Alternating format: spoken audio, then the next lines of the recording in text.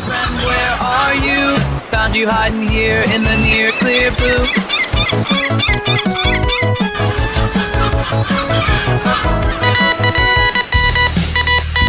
He's been cited by IGN, The Quartering, Timcast, The Daily Wire, Bounding into Comics, and even Dr. Jordan B. Peterson. What? Hey, the Pro Show is on! Awesome! Let's turn it on. Guys? Where'd you go? Morty, let's check in on Brian Johnson's new trilogy. Okay. I bypassed the compressor. What did you do, Ray? Son of a... That's gonna leave a mark. Now, he was okay, after 6-7 weeks. Okay? They get over it. Kids are resilient like that.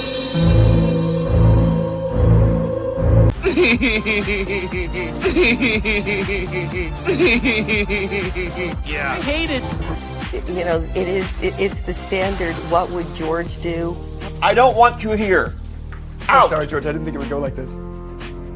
Blimey, you fools. I've fallen, and I can't get up. Weird. Stay away from liquor, kids. I have always liked Cowabunga. Cowabunga!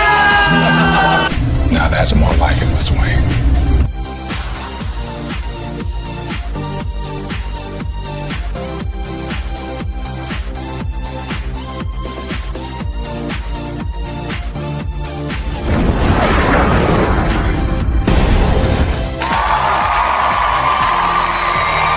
It's about how hard you can get hit and keep moving forward. How much you can take and keep moving forward. The Force will be with you.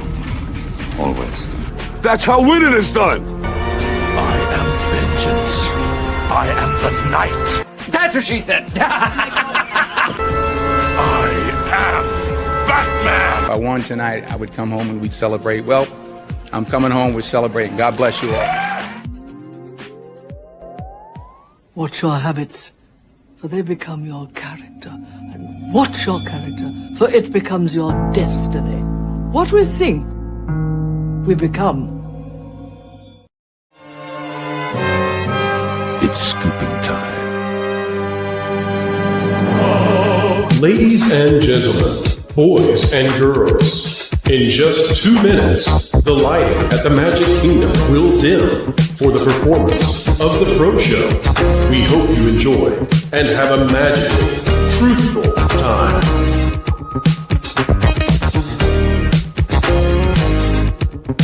For the safety of others, please, no flash photography.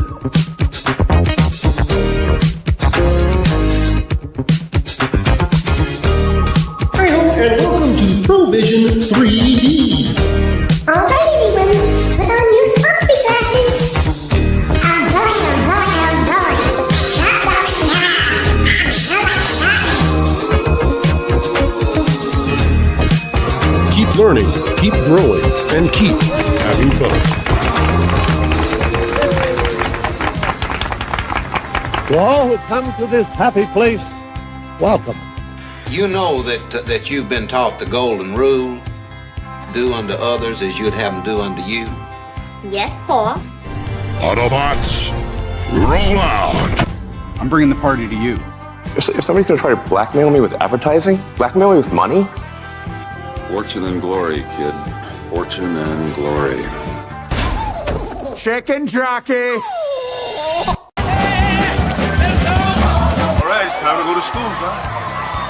Come on, get your hands up, man. Are you okay? You'll never take our freedom.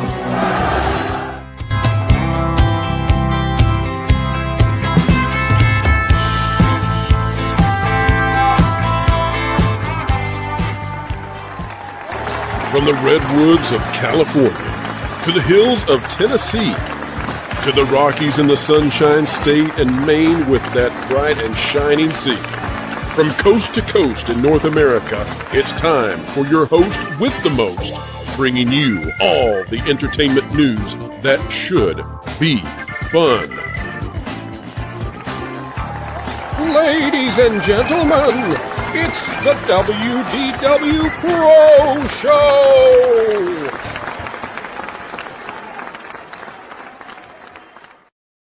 Hey, Jonas, how's it going today? It's going great. It's going fantastic, and it's going scrumtrelescent. Jonas, did you know today is a big day? It is a big day. It's it's been putting on a few pounds over the last little while. It's been working really hard. Why? Why are you talking about the day like this? Got some zeros, Jonas. We got double zeros on this episode. You seen this That's thing? Right. 300, Jonas. 300 episodes. That's a lot. Let's go. And yes, Jonas was interrupted by the 300 celebration animation, which is absolutely perfect for what we've been doing all 300 episodes. Yeah, it's enough episodes to hold off a bunch of Persians at the hot gates, otherwise known as Thermopylae. One more time, folks, welcome to the 300th episode. We're so happy to have each and every one of you. Let's get it going the right way. Let's go. Let's go. All right. You know what, Jonas? Let's get another panelist on with us, if you don't mind. Folks, he's from That Park Place and Geese and Gamers. You know him, you love him. It's Marvin Montanaro. Marvin, welcome aboard, buddy. Hello, gentlemen. Congratulations on 300 episodes. A huge accomplishment. I was expecting a lot more Zack Snyder clips in the beginning of the show. So congratulations also on your restraint. That's right. That's the only director ever. He needs to direct all the movies ever, and they need to buy all the companies so that Zack Snyder can direct not only future movies but redirect all the movies that have existed. It's not just who will buy Warner Brothers. It's the fact that everyone who's going to buy Warner Brothers is doing so with the sole purpose of restoring the Snyderverse. That is what the rumor mill has told me for the last month. Oh, of course, absolutely. The world revolves around Zack Snyder and Snyderverse fans. Yep.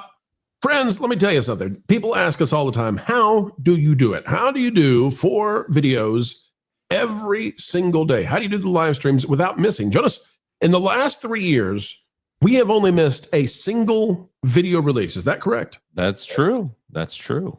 One time. And the reason is, ladies and gentlemen, because of you. It's because we believe in what we do. We come here each and every live stream of excellence. And, well, what do we get at? We get at making sure we hold Hollywood to task, that we demand entertainment turn around. And guess what? I think it's about to happen. And you know what else I think is about to happen? Something we've been waiting for, nay, I say praying for at least the last week. Come on, get the bear. Come on, get the bear. Come on, get the bear. Pepper buds and beans about care. Oh, culture, culture, culture. Hey, that's a great song. Come on, get the bear. Come on, get the bear. Come on, get the bear. Pepper buds and beans about care. Oh, culture, culture, culture. Yeah. Jonas, are you jelly yet? Are you jelly that Culture got his own? He got his own Culture's back clip. No, that's all right. I've got the exclusive rights to Soul Circuit, so I don't know who this other band is. I don't know, but they got plenty of soul. I felt it in my feet. You know what, Culture? In honor of you being back on this episode, I will not ring the bell if you say Marxism, and I will listen to your gardening tips without rolling my eyes. Let's not go too far here. Between Culture and Vash both being out for different reasons, it's been like an infirmary around here. I've not been my jolly ollie self lately because Culture, we've been hoping that you would make your glorious triumphant return, and we're so happy that you're here. Culture, wearing your red brick shirt. Yep, even I today will go along with it. Whatever you say chromatically is what you're wearing. I won't. You can tell me that's lavender, and I'll just shake my head yes and agree. It's not. It matches my Bucky's hat. I love that. It does. It's the exact color of Cynthia Erivo's aura. Oh no. Oh boy. Okay. And folks, who's going to join us for this 300th episode as well? Well, let's find out who's behind the curtains yet again. Let's go. And it is Ron from Ron bringing his festivities. Look at this. Ron, you take center stage with that glorious backdrop. Man, that is a lot of imported Italian twinkle light, sir. I'm in the Christmas spirit, you know. Take that, Thanksgiving. We're not even going to wait for you. Get your darn turkeys out of here. Ron says it's time to be moving on. Moving on. Moving on up. Jonas is back. You want some Jonas is back? Fine. Here. Jonas is back. Had to bring him back. Jonas is back. Oh, he's back. He's back in the groove. Jonas is back. Yeah, yeah. Had to bring him back. Jonas is back. He's back. He's back. He's back. Oh, let him shine. And let me tell you, folks, let me tell you something. You know, we've got right now for the 300th episode, before we even get the first news item out, more than 300 people joining us across the Tickety Talks, the Instagram is everywhere we are. Every single one of you is a beautiful person. I don't care what your spouse or significant other says. Don't listen to them. I'm telling you, you're beautiful inside and out. You know, we got to lift those spouses up again. Okay. They got to get back on track. By the way, we got to get on track here. Jonas, we've got super chats and we've got a major breaking story, Jonas.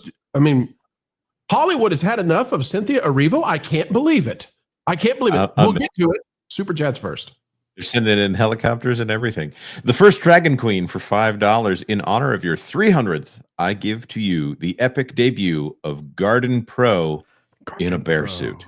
I love it. Let me switch the thing so we can see it. Hang on. It's not easy to do this. Let's see, not that one. Nope. Oh, hey. I still got to show you this, don't I, Marvin? Yeah, you really do, because I've been trying to figure it out.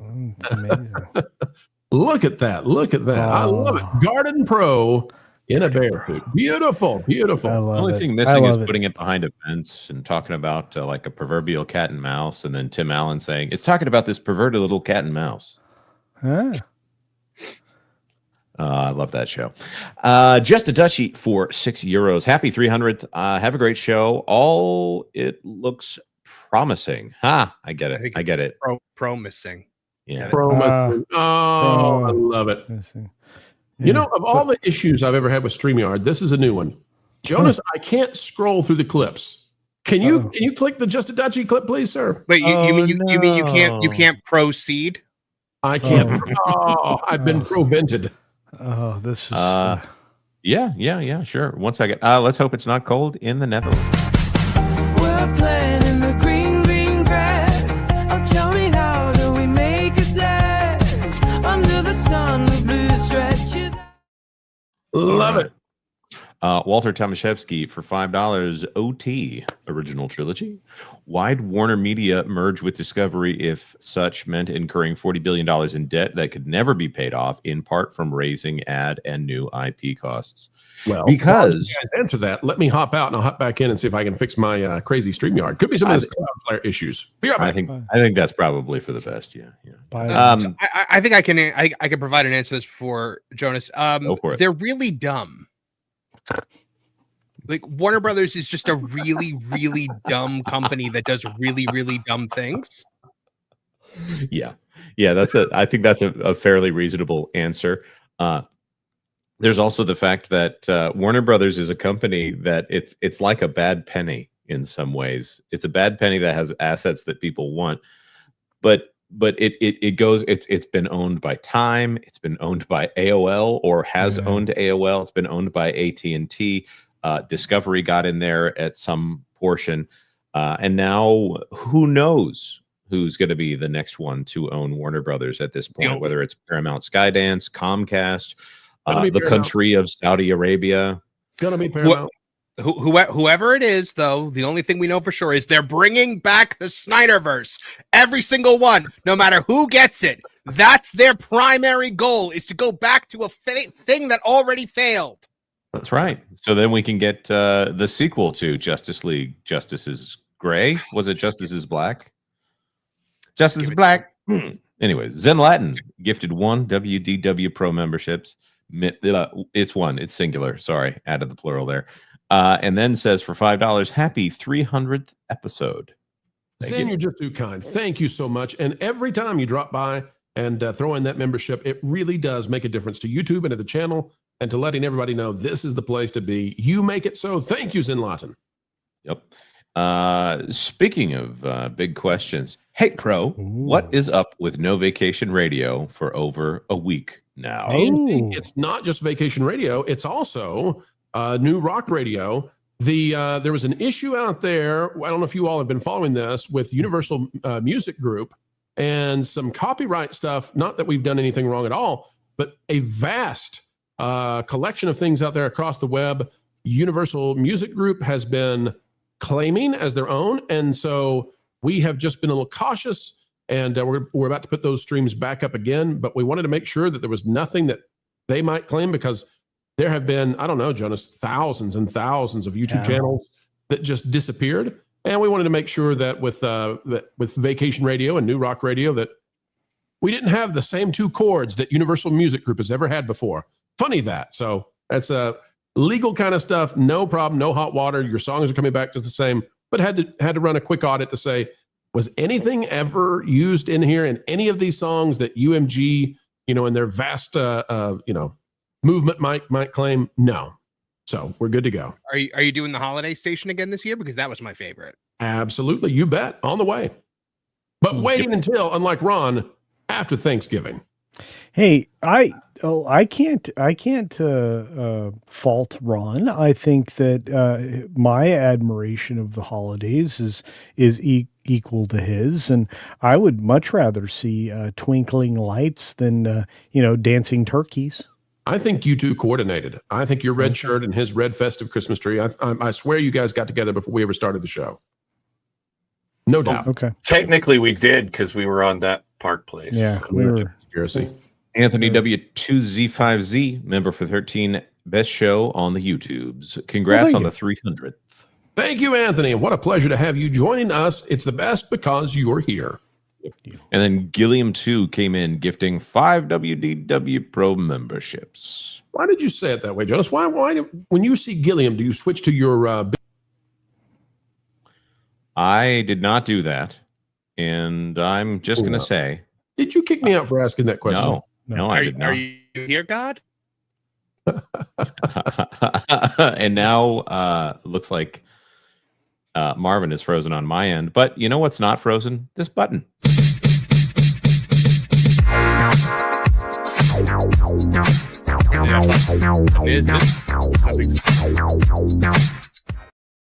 Now, folks, we're going to ask for your StreamYard is acting weird.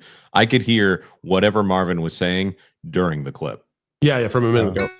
Folks, we're going to ask for your mercies today. We're going to get through this show. It's going to be a fun one. But please know that something is happening all across the internet. You may have noticed that Twitter was down earlier today. You may have noticed that Park Place and Geeks and Gamers, that Variety, lots of websites have been down, and Culture has it right. It's Cloudflare. There's something big going on. We can't tell you what the big that is going on is. We can't tell you if it's malicious, if it's a cyber kind of something or what. But please know that we have some technical snafus today. We're working through it anyway. It's Zack Snyder coming back to Warner Brothers so that he can reset the sequel trilogy. Zack Snyder did the Cloudflare thing. My idea is Disney buys Warner Brothers and then gives DC to Lucasfilm, and then Lucasfilm announces that the Zack Snyder Justice League trilogy is coming, and then they just do what they do, and it never happens. And then do the Ultimate Editions. Flying Blind on a Rocket Cycle gifted 5 WDW Pro memberships. 7 steps off, 7 steps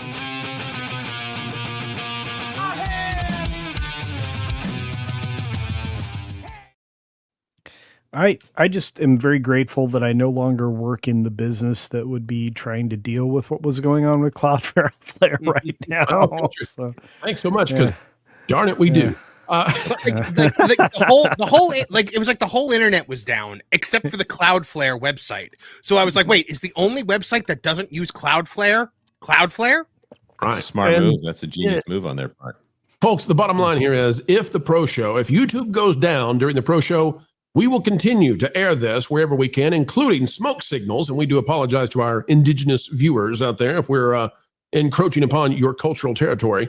But we will switch to smoke signals if need be. Look for the second star to the east, and there you shall find what we have to say.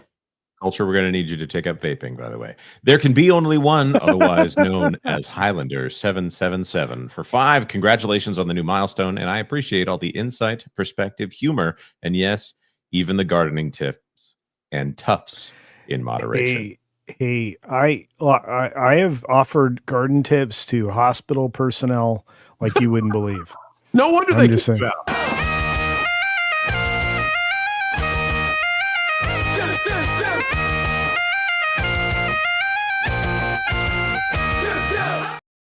It's the fastest discharge in medical history.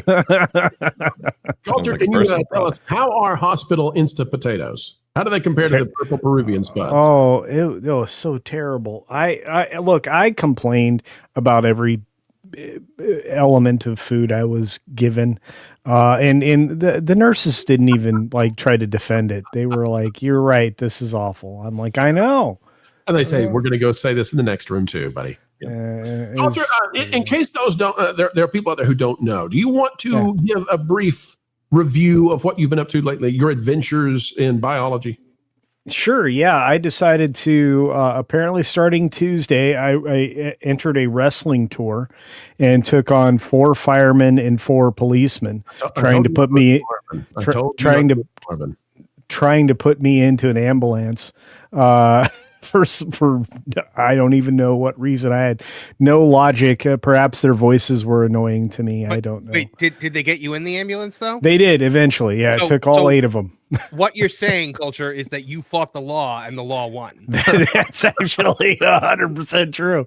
And no, and then once we were able to have a conversation in the back of an ambulance, and they were convinced somehow that I was not on any drugs. He just loves talking about vegetables, folks. I mean, they call the authorities because the person in the mall was like, he's been going on bean sprouts for 15 minutes. They were they were unimpressed with my broccoli knowledge. I'm just picturing like when Hemsworth wakes up in the first Thor movie in the hospital. It's like, how dare you attack the son of Odin? I was enjoyed when the doctor called me and said, "This man's been going on for 15 minutes about Peruvian purple potatoes," and I said, "No, that's totally normal. He's fine." It's fine. They called me too, and they were like, "This guy really doesn't like Marxism, huh?" I convinced a lot of people on my trip to the hospital, but no, I set a personal best on the high score meter for my blood pressure, which you don't want to do, by the way. That's really bad. Yeah, you get too high, you get a full screen. But honestly, after a wonderful recovery and incredible aid by the people that rendered it to me, I recovered quickly and well, and I'm back, just like Jonas, and I have my own song now. So maybe it was good for me to go out for a little while to get my own celebratory song. If this song made it all worth it, we're gonna evaluate your priorities around here. Come on, get the bear. Come on, get the bear. Come on, get the bear. Purple buds and beans sprout care. Oh, culture.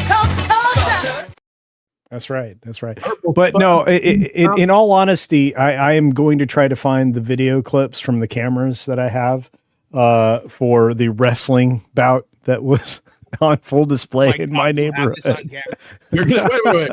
You are going to make money off of your medical experience. You're going to take the surveillance feed from home and show your channel you fighting with police officers in your delirium. That's what you're telling me. Yeah, I think that might be fun if I can get it. It was insanity. I've never been so far afield from my mind ever than that particular day. But honestly, I'm grateful to those that rendered it. I remember it. Jonas, read this one, and then we've got to break in. Michelle Marshall, member for 5, says, "So happy you're back, Culture." Thank you, dear. I much appreciate being back. And thank you for being here. Best gift we could have on the 300th episode, Culture, was seeing you available once more.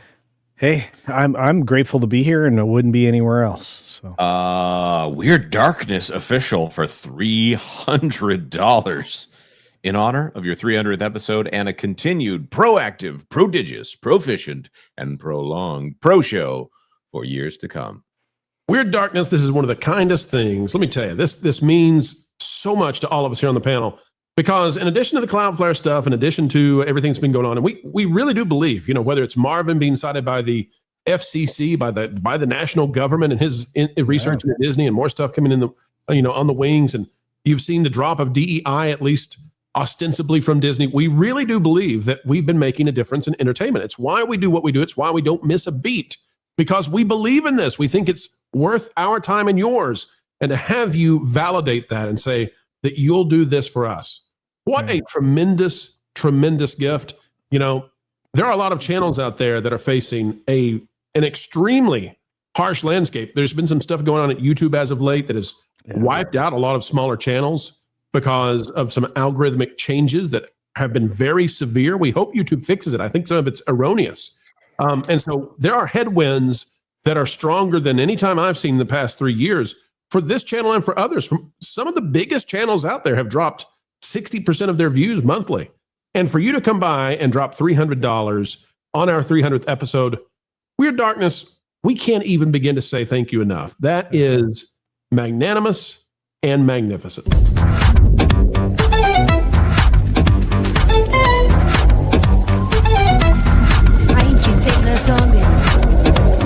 A blindfolded half-court shot that is now the talk of campus and beyond.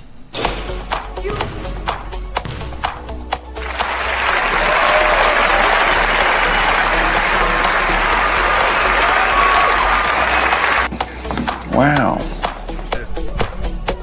Are you kidding me? Did you see it? Yeah. Is that on tape? Yeah. You are kidding me. Wow. Wow. That is fantastic. Thank you, Weird Darkness, truly. Every time you play that clip, I'm always so happy for that guy that scored Me that too. shot. Me too. He's a lucky fella. We're lucky fellas here too, Jonas, because somebody else dropped on by.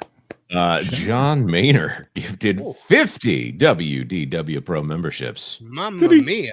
I'm telling you, look at this is a great day. John Maynor, thank you for coming our way. John is such a huge supporter of the channel, time after time after time. This, folks, it's easy to see the 50 pro memberships and not realize the number that's associated with that. John is a huge part of what we do here. He is Gigawatts manifest. And by the way, take a look at all these new membership rewards that you get for being a part of the channel. Folks, if you are now a member, we've completely redone things. It's no longer Promium and Potential. It's Pro Silver, Pro Gold, Pro Diamond, and VI Pro. And they come with all kinds of things. We've also introduced brand new shorts 4 times a day now. The Pro Channel is doing shorts. Can you believe this? And if you are a level 2, that's Pro Gold, guess what? You get early access to the shorts. You get exclusive shorts. You get early access to all kinds of stuff. So once you've got a membership, consider taking a look at what's at the next step. And I think you'll really love it. John, this one's for you. When a pirate shares his treasure with you, know that it came at a cost, even from the likes of someone such as Captain John Maynor.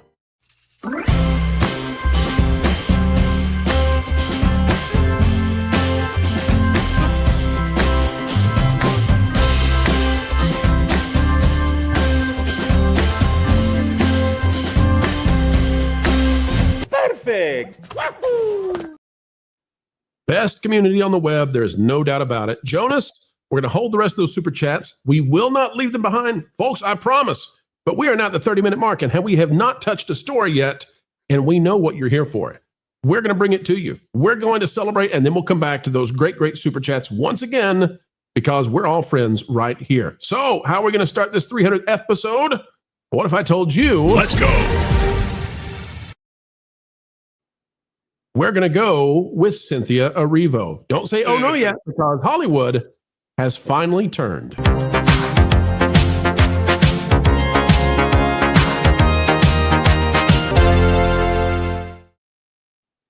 Hello, folks. Hello, friends. Look at this yet again. But there's something that has changed. Cynthia Erivo and Ariana Grande may have finally weirded out Hollywood and the executives. Finally, they've realized that both of the Wicked films should be billion-dollar successes because this is the most popular musical out there. It has been, and this has been in the works for a decade or more. Wicked should have done $1 billion, and it's a phenomenal movie. I scored it very highly. I have no problem with the performances of these two ladies on screen, but off screen, they make the executives of Hollyweird want to scream, and they've had enough. Out of Variety by Mark Malkin. Jonas, is that the guy? Is this the guy, Jonas? That's this guy. Is this the gayest thing you've ever done? The gayest model. This is the gayest thing. What's so appropriate that he's the one writing the article? Cynthia Erivo and Ariana Grande skipping interviews. They skipped them at the Wicked for Good New York premiere. There's more here than meets the eye, and that's really saying something with these two by. Cynthia Erivo and Ariana Grande did not do interviews at Monday night's New York City premiere of Wicked for Good. Universal reps informed members of the media just hours before the carpet was open at the Lincoln Center that Cynthia is not feeling well and has lost her voice. Therefore, she and Ariana will not be doing interviews. Variety learned that Grande decided to skip interviews in solidarity with Erivo. Stunning. Brave. The pair was still set, though, and did pose for photos on the carpet. And how did that go? Well, ladies and gentlemen, out of Variety, this is the voiceless one. This is Cynthia Erivo at the Wicked premiere. And she couldn't talk, couldn't give interviews. Neither could Ariana, but they could do this. We'll just play it for you, and we'll take a chance. This is Cynthia Erivo. Guys, what? It's simple. I'm finally speechless. It's simple. We kill the Batman. All right. It is. She is just a legitimate weirdo, and they both are. Let me show you why I believe Cynthia lost her voice, and suddenly Ariana needed to stand in solidarity with her. Which, by the way, has never happened in the history of humanity. There has never been a time that somebody lost their voice and another person said, "I will not speak on your behalf because I want to stand with you in this laryngitis."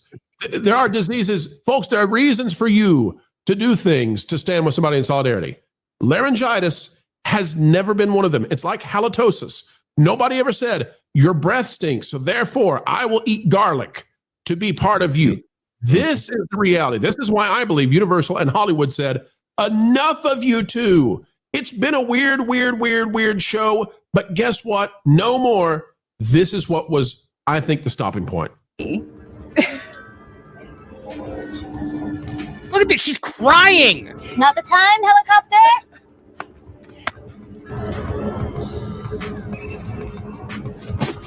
Oh my. They're doing an interview. Cynthia Erivo is crying because there's a helicopter, and Ariana Grande is shooing away said helicopter. It's not a paparazzi chopper, just a random helicopter in the sky. Cynthia looks like somebody. She's having flashbacks to Nam. Guys, they can't do this anymore. This is so weird. It's driving away people. They've become, I don't want to call it a freak show, but they've become a sideshow that's pulling away average viewers. Marvin, fair enough. Yes, it is the wackiest, weirdest press tour since the last Wicked press tour when they did this then too. Every interview is just these two skeletons grasping at one another and weeping openly and talking about the color of their auras. Where it was widely mocked the other day. They were asked and the press feeds into this. The press knows what to ask them. They're like, what color are your auras? And Ariana Grande looks at Cynthia Erivo, serious as a heart attack, and goes, yellow, sunshine, and I see purple. And Cynthia Erivo's like, oh my God, thank you so much. Like they take it as serious as a heart attack. It is the most ridiculous thing I've ever seen. I don't know if I want to never see them again or if I just want them to do press for every movie that ever comes out. Because what are they going to do? It's weird next. Marvin, that's a great point. Actually, so I think they're terrible at promoting a film. I think they're probably the worst we've ever seen. They're tripping 24/7. But Marvin, remembering back to the Osbournes, you remember the reality TV show? I would love Ariana Grande and Cynthia Erivo in a show like that. I would love reality TV starring these two stuck in a house, because I think Ariana Grande, I think all of this is her making it up. I don't think this is legit who she is. She's trying to match Cynthia, and I want her to be stuck in like some sort of celebrity purgatory where the two of them have to be in a show together forever. That would be wonderful. Ariana is a chameleon. She's a mimic. She adapts herself to whatever situation that she's in. She's a phenomenal impressionist too, which is something that she doesn't get enough credit for. But that's why I think that she's like this in these interviews. She just kind of goes with what this one right here. They just start openly weeping at each other. All right, let's play it. Let's see what Universal said. We can't take no more of this. Nina Infinity sharing this over on X. Here is another interview with these two on the current tour. It's been a pleasure spending time with you.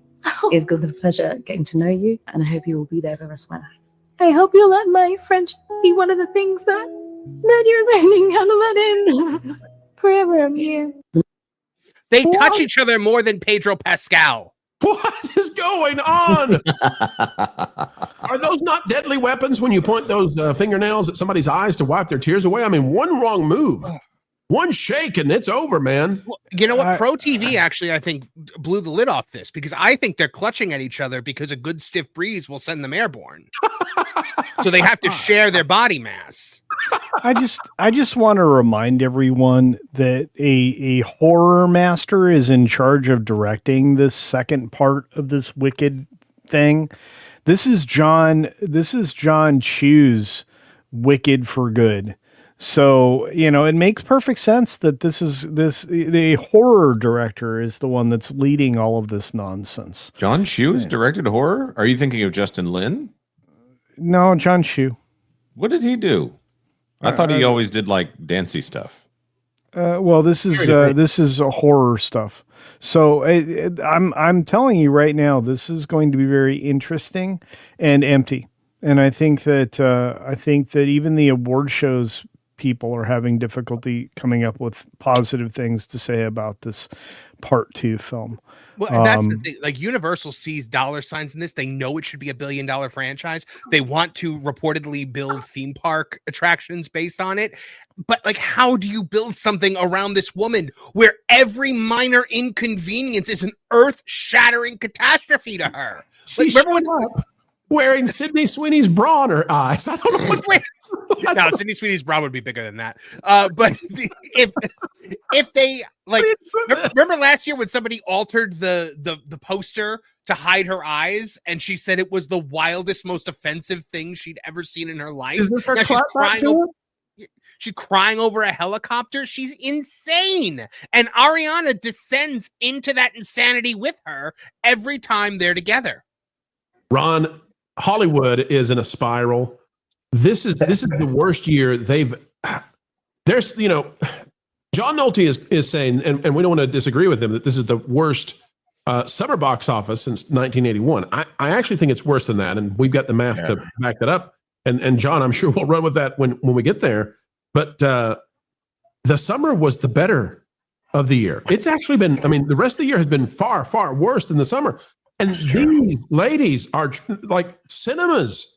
Their lives depend on this movie doing well. And this is who Hollywood has decided, yep, this is who's going to save movie theaters for America.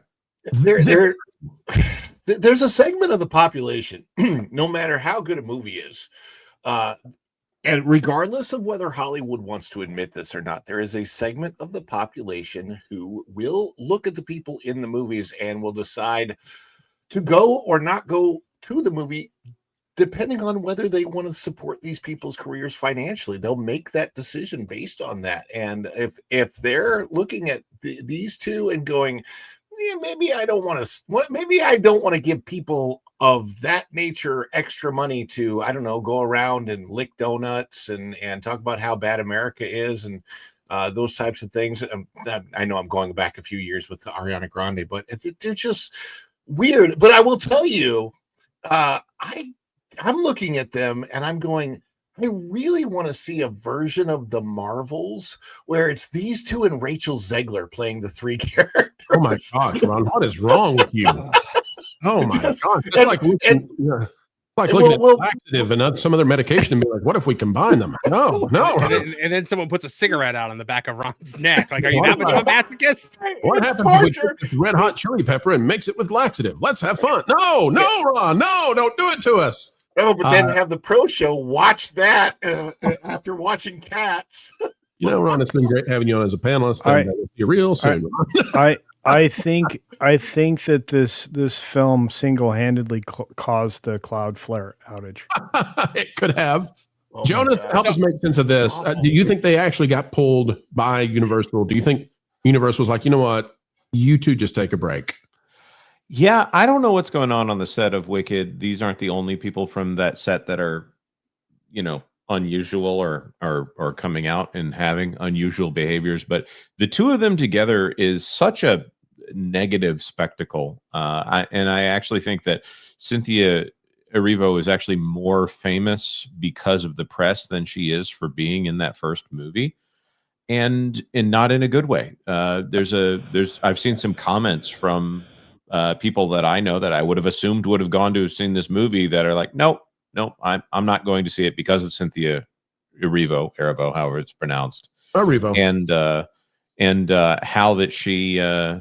how she did Jesus Christ Superstar at the Hollywood Bowl and looked like a demon.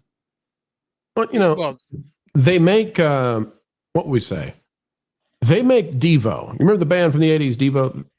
They make them look normal. They make Lady Gaga seem like just, your everyday average girl.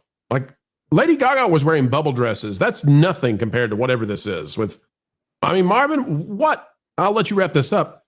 What do you think the cost is to Wicked? Like how many hundreds of millions of dollars that we're not supposed to talk about it. We're not supposed to say it's true because $700 million is a big win for the biggest music of all time. Marvin, how much money did they lose? The cinemas, the movie theaters, Hollywood, the studios, etc., by being this darn weird. Oh, so much money. The first movie should have made $1 billion. The fact that it didn't, I think, could be chalked up to the fact that they were super weird on that press tour too. And they despite, yes, it's a musical, so it's like immediately like flamboyant, but like the flamboyant men in that movie, it's a little bit like, guys, chill out. I think that they have kind of turned families away from this. So I don't remember exactly what it did, but it definitely came nowhere near the $1 billion mark on the first one. Universal is so all in on this. And I love this interview. We're trying not to laugh at Cynthia Erivo also, by the way. That's the best part of that clip. But I will say, I've said it before, my wife is such a fan of Wicked. Like she loves this movie. She loves the play. And on Thursday, I have to go to the double feature with her. I will be sitting through Wicked 1, which is 2 hours and 45 minutes, and then Wicked 2. I'm just going to point out that the first Wicked movie is longer than a Lord of the Rings film, and those films are not known for being short. Yes. I do want to show people this because, we've been covering how badly Hollywood is performing. When we look at Wicked, the original, and we're telling you, it should have made $1 billion. Really and truly. Should have made $1 billion. But, think about the fact that it made almost $30,000 per theater. And then the next weekend, it made more than $20,000 per theater. And then consider that there were two films that made more than $1,000 per theater this last weekend out of the top 10. And that's been going on week after week after week. And that's why we're covering this. I know it's funny. I know it's silly. I know these two are strange. But it's because your local movie theater is at the edge of going out of business. I know that because everybody's local movie theater is about to go out of business. And these two are costing an industry. Like they're sitting on an IP that if Idina Menzel had been the witch, it's not a race issue.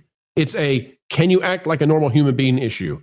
If Idina Menzel, the voice behind Elsa from Frozen and the original witch from Wicked, if she had been that character for these movies, $1 billion to $1.5 billion on both films. That's my thought. Panel, final thoughts on that one? Agree or disagree? Agreed. I even said that Zegler would have been a better Elphaba. Chenoweth Erivo. Chenoweth should have been in this film. Just de-age. He was in this film. If they want to make it teenagers. Well, they said Idina Menzel was too old for it, but Cynthia Erivo, despite being younger than me, looks like she's 10 years older than Idina Menzel. Well, when there aren't calories, things can happen.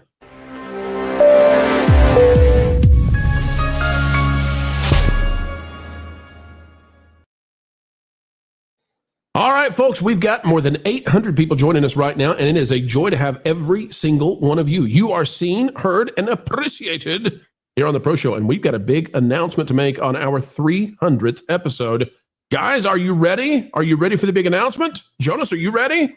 Are you ready? No, I'm ready for super chats. I need a drum roll, Jonas. I need a drum roll. Let's go. It was more of a purr than a drum roll, but yeah. Folks, we've got a huge scheduling change that's coming starting December 1st. Jonas, are you nervous yet? You nervous for this yet? Wait. No, we don't have the clip. You're telling me now for the first time. that we're going to tell. Yeah. First time ever. Never said it before. Folks, we will be moving That Park Place Live, which many of you joined in with before the pro show. It is going to be moving to Mondays, Wednesdays, and Fridays at noon. And I will be joining some of those shows, as will Jonas and others here. We're going to be moving That Park Place Live to Mondays, Wednesdays, and Fridays at noon Eastern, which means all 5 days of the week, you will have your favorite guys and gals. Those That Park Place Live shows will have a special emphasis back on theme parks, which is what I miss and what I love. It's my bread and butter. But you know what? We've had to get in there and try to save entertainment and the myths, the legends, the stories, the heroes that you love. We want to go back, though, to getting some theme park stuff out there. And That Park Place will now be your destination on YouTube. Mondays, Wednesdays, and Fridays at noon Eastern, all 5 days of the week now. Something you love from the people here on this panel that, well, we hope you love a little bit because we love you. Jonas, I know you're very eager and excited for that one. And the radioactive hamsters are ready to rock and roll.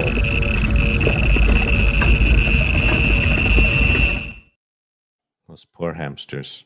They barely had a chance.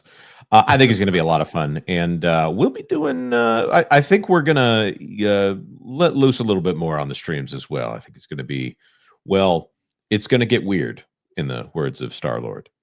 I don't think that was Star-Lord.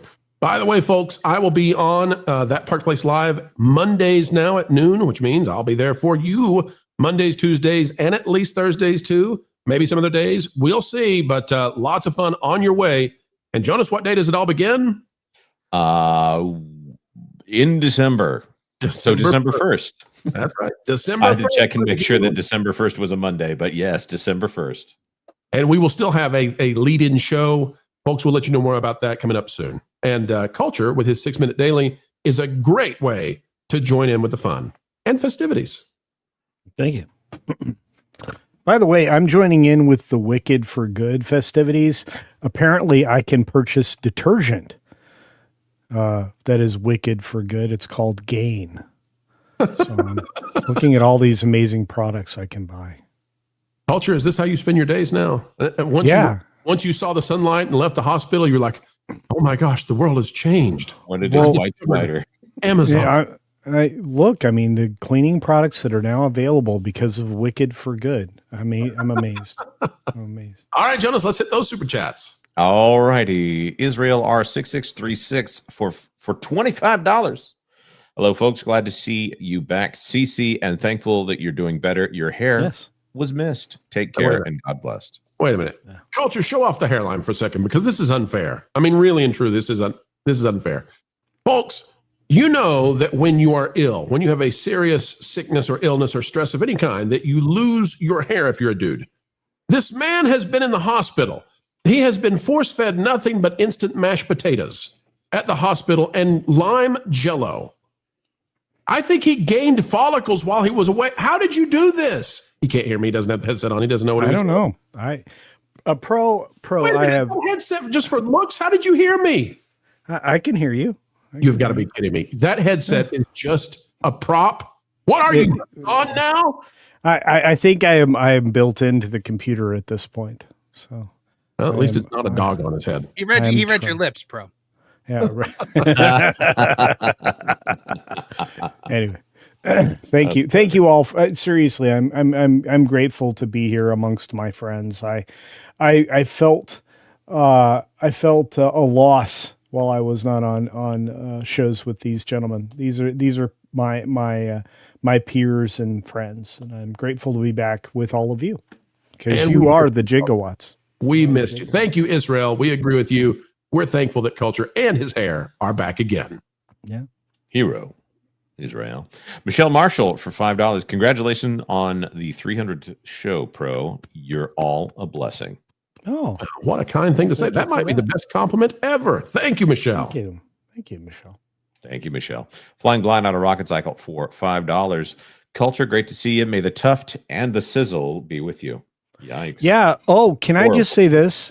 For those of you who are looking for a chest waxing, they attached a bunch of probes and stuff to my body that removed. Well, they removed an awful lot of hair Are you my chest. Culture? Are you revealing what next week's exclusive will be on the Culture Casino channel?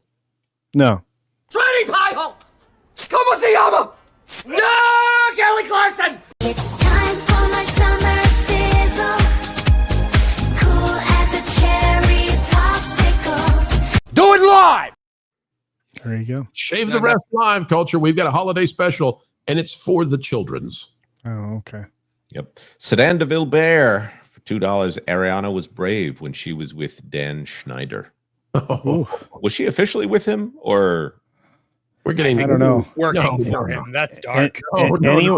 Anyone near Nickelodeon was dodging strays. We're getting spicy around here. John Platt, member for 9 months, Hail Pro hosts and the mods and chats. Predator BL Badlands is of low quality. Is no bueno. No bueno. See, no bueno. The first Dragon Queen for $2. Sorry, I needed that helicopter escort. You're the one who terrorized Cynthia. I mean, my God, did she serve in Iraq or something? I mean, what was up with that? Just a helicopter? No, I don't know. I'm so. She's never even served a dinner plate to anyone like that. Yeah, she is. It's actually not permissible. I mean, with those kind of nails, you wouldn't want to. That woman could, if a bee landed on her arm, she would claim she was assaulted. Yeah. There's nothing she could do about it. No. Sedan de Vilbert for $3. Cynthia equals female Starvin' Marvin. No. Yeah. Starvin' Marvin, what are you doing at the Wicked premiere? Come on, you're in the wrong place. You gotta go with me, dude. Come on. Flying Blind on a Rocket Cycle for $5. 300th is This Madness. It is the Pro Show. Which, according to Jonas, there's not a strong line that differentiates the two. Let's go. Let's go. That's right. Sedan de Vilbert for $5. That's a lot of super chats today, bud. Thanks. That interview makes me miss a day in the park with Barney. It makes you miss Barney? The interviewer, because she was dressed in Barney colors. I mean, was it? Well, and she had a little sticker. Did you see the sticker that was next to her? I think that was added in post. It had to be on purpose. I mean, that kind of purple and that kind of green. It's either the Joker or Barney. And which one? You know what? It could be the Joker. Maybe we missed that one, but we didn't miss that. Sedan de Vilbert, formerly known as Cherokee Bear, is uplifting the channel.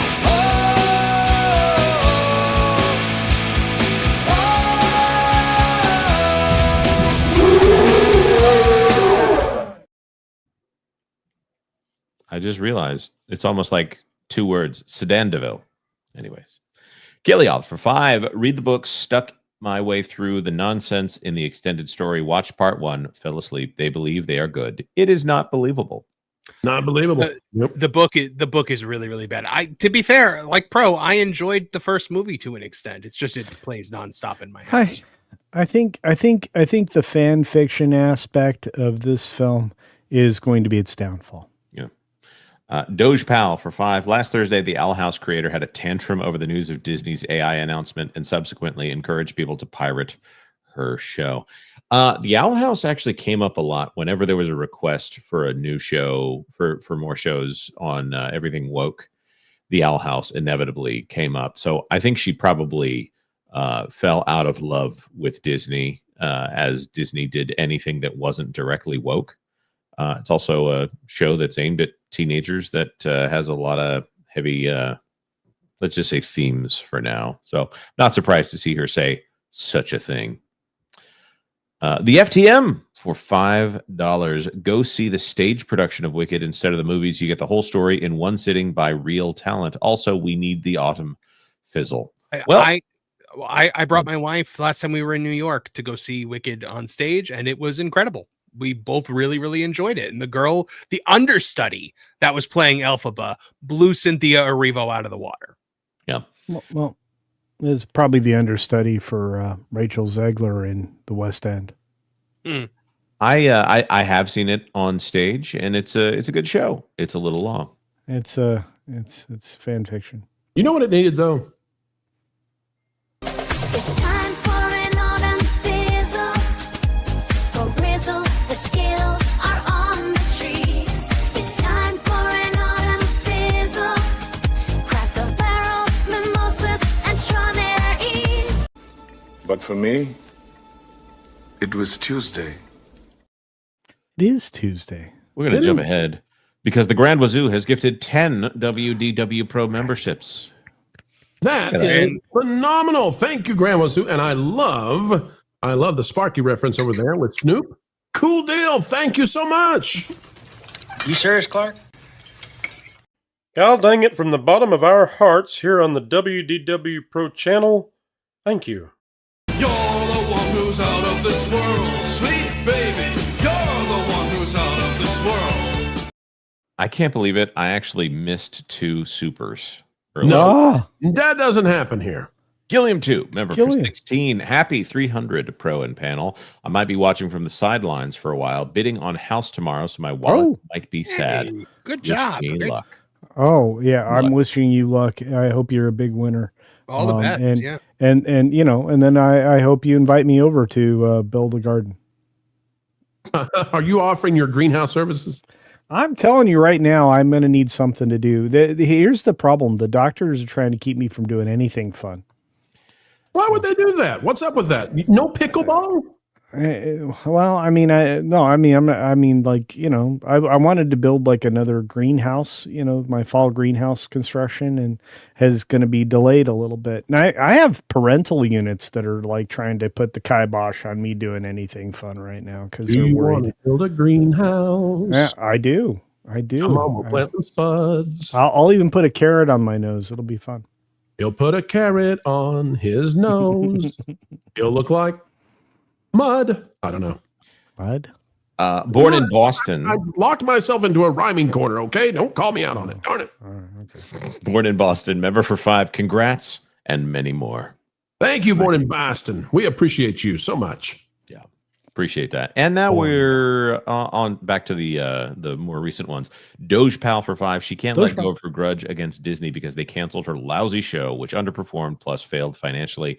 And her latest show shows Who they telling you? if Dana Tarrant ever sets her eyes and ears on this special episode of the Pro Show, then I have one simple message for her: get over yourself. I don't know who any of these people are that you're mentioning. It's the creator of the Owl House. Ah, okay. Come on, Marvin. Come on. Stick with us here. I've never heard of the Owl House before this very moment. It was Dana is a daily viewer of the Pro Show. I know, and she is going to be deeply disturbed by this, but we are here to relay the message, Doge. Yeah. Anything owl, I avoid because they're the creepiest birds ever. You haven't watched Zack Snyder's Legend of the Guardians, the Owls of Goodwill? I avoided that one. They're creepy. It's actually pretty good. Dove 471 for $5. Happy 300th anniversary. Thank you. Let's go. Jonas, one more super chat, and then we've got to hit the next news item. We won't leave any behind, though. Uno Mas super chat from the Dragon Queen for $5. Jump on my podcast time. I'll figure it out. I guess I'll be on later. Love you so much. Thank you, Dragon Queen. And folks, go check out Dragon Queen's content. Yes, we mean it. please. You're going to love it for sure. All right, ladies and gentlemen, we're for sure that it's time to get to the next news item. It's on the docket. We're going to rock it. It's all we know how to do. And guess what? Hollywood is feeling some serious blues, even to the point they might be willing to change.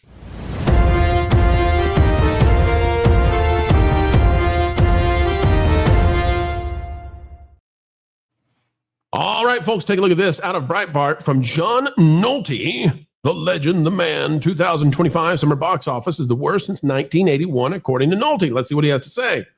The far-left New York Times will never admitify why this is happening, but it did report that the 2025 summer box office was the worst since 1981. The worst in 44 years. How can this be? It was the summer of Pedro. Peepaw energy clearly did not save things. Multiplexes in the United States and Canada had their worst summer since 1981 after adjusting for inflation and excluding the pandemic years. Not sure which years those are, just one will do, from the Times. It says this was supposed to be the summer when the North American box office returned to form, finally from the pandemic slump. We believe that a dramatic reawakening of the industry domestic box office has begun. Adam Aron, chief executive of AMC Entertainment, the continent's largest theater operator, gleefully told analysts in May, yeah, that didn't happen. Survive till 25 was the Hollywood mantra, as though the appeal and quality of the product still had nothing to do with survival. Is it time for Hollywood to concede that a lot of moviegoers in North America are never coming back? That movie theaters have permanently lost 20 to 25% of their customers the times asked? Well, it's far worse than that, ladies and gentlemen. Here's the deal. Here's what you need to know. Yes, the summer box office has been a total disaster, but it was the best and the brightest of the year. Why? Well, folks, so long as you say, there was Minecraft and that was all we had in the winter and the early spring, it brings you to the summer. And outside of a few moderate successes, I mean, we had no $1.5 billion legendary stories. Lilo and Stitch barely got past the $1 billion mark, and that's it. If you look outside the summer, gentlemen, it's actually much more bleak. It's not 30 to 40% of the cinema goers that are gone. It's something like 50 to 60% compared to these prior years. And here's the thing about it. Movie ticket prices have far outstripped the rate of inflation. So if you're measuring this in butts and seats, ticket sales, like the cultural impact of the movies and going to the movies, guess what? I'm not sure we've ever had in modern history a worse year than this one. I'm not sure we've had a worse year. We went 10 weeks at the domestic box office without a single time of breaking $100 million with all top 10 films combined together. I mean, this has been a slaughterhouse. And the things that they've bet big on, things like Stephen King, things like Pedro Pascal, guys, what in the world is going on? And is there a turnaround on the way? Do you think now that Hollywood is going to try to save itself, or is the industry done? Is it over? This year, there have been two surprise genres that have hit that I think you're going to start seeing studios focus on: low budget horror and anime. And there were two anime films this year that walloped everything the big studios put out. Demon Slayer got more than Fantastic Four, got more than Superman. It walloped everything. So, I mean, look, it's the 5th highest grossing film of the year is an anime film. So, and Chainsaw Man was doing great too. And and of course, the number one, look at that, is Ne Zha 2 out of China. So, Disney likes to say that, Lilo and Stitch is the only film to break $1 billion this year. That's not true, because for some reason, everybody ignores the fact that Ne Zha 2 exists. Ne Zha 2, in fact, it's a long shot, but it might break the $2 billion mark. And China has been chasing for a very long time, having the record-breaking biggest box office. They might be able to do it. Ne Zha 3 might be able to do that down the road. I'm always suspect, though, about these numbers for the Chinese films, because there's a social credit score that's assigned to people based on what their preferences and choices are for consuming. So, I never like to really use the Chinese stuff simply because it's not a truly free market system over there. They're perhaps dissuaded from going to see American films. That's not going to happen with Zootopia, by the way. Zootopia has to come in and save the day. Wicked has to come in and save the day. Guys, we've never seen anything like this. And, one of the things I'm thinking about is, perhaps, though, we've made a big difference. Perhaps the market has made a big difference. Because if you go back in time, back to, let's say, 2022, when the movies that we're watching today were likely greenlit and made, they believed that an entirely different political landscape was in front of them. They believed that they would be looking in the rearview mirror at an era gone by of the Orange Man bad and all of his followers sad. And that's not what came to be. And so they're recalibrating right now. I mean, you've got Disney dropping DEI. You've got all of these companies. You got Paramount going very moderated now under Skydance, and they're trying to buy Warner Brothers. You could see a recalibration of Hollywood. And maybe this is like the late 70s, early 80s, where Hollywood was in a complete disaster. Maybe we might see a turnaround now where they, by sheer force of the fact that they're going to be out of business if they don't change something immediately, they may have to. And they may have to go back to telling us optimistic, universal stories that inspire the human spirit. Guys, is it wrong of me to be hopeful there? Do you think there's any chance that they will save themselves? If they do, we're not going to see it for probably another 3 years, because if they're shifting focus now in 2025 after the 2024 election, concept to creation, we're looking at least 3 years before we see a significant shift. And by then, I don't know how much of a film industry is is left. I think what these studios need to start looking at is fiscal responsibility and keeping budgets down. And maybe it means that some of these Hollywood celebrities can afford one yacht instead of two because they get paid a little bit less. But I don't know if they're all going to stand for that.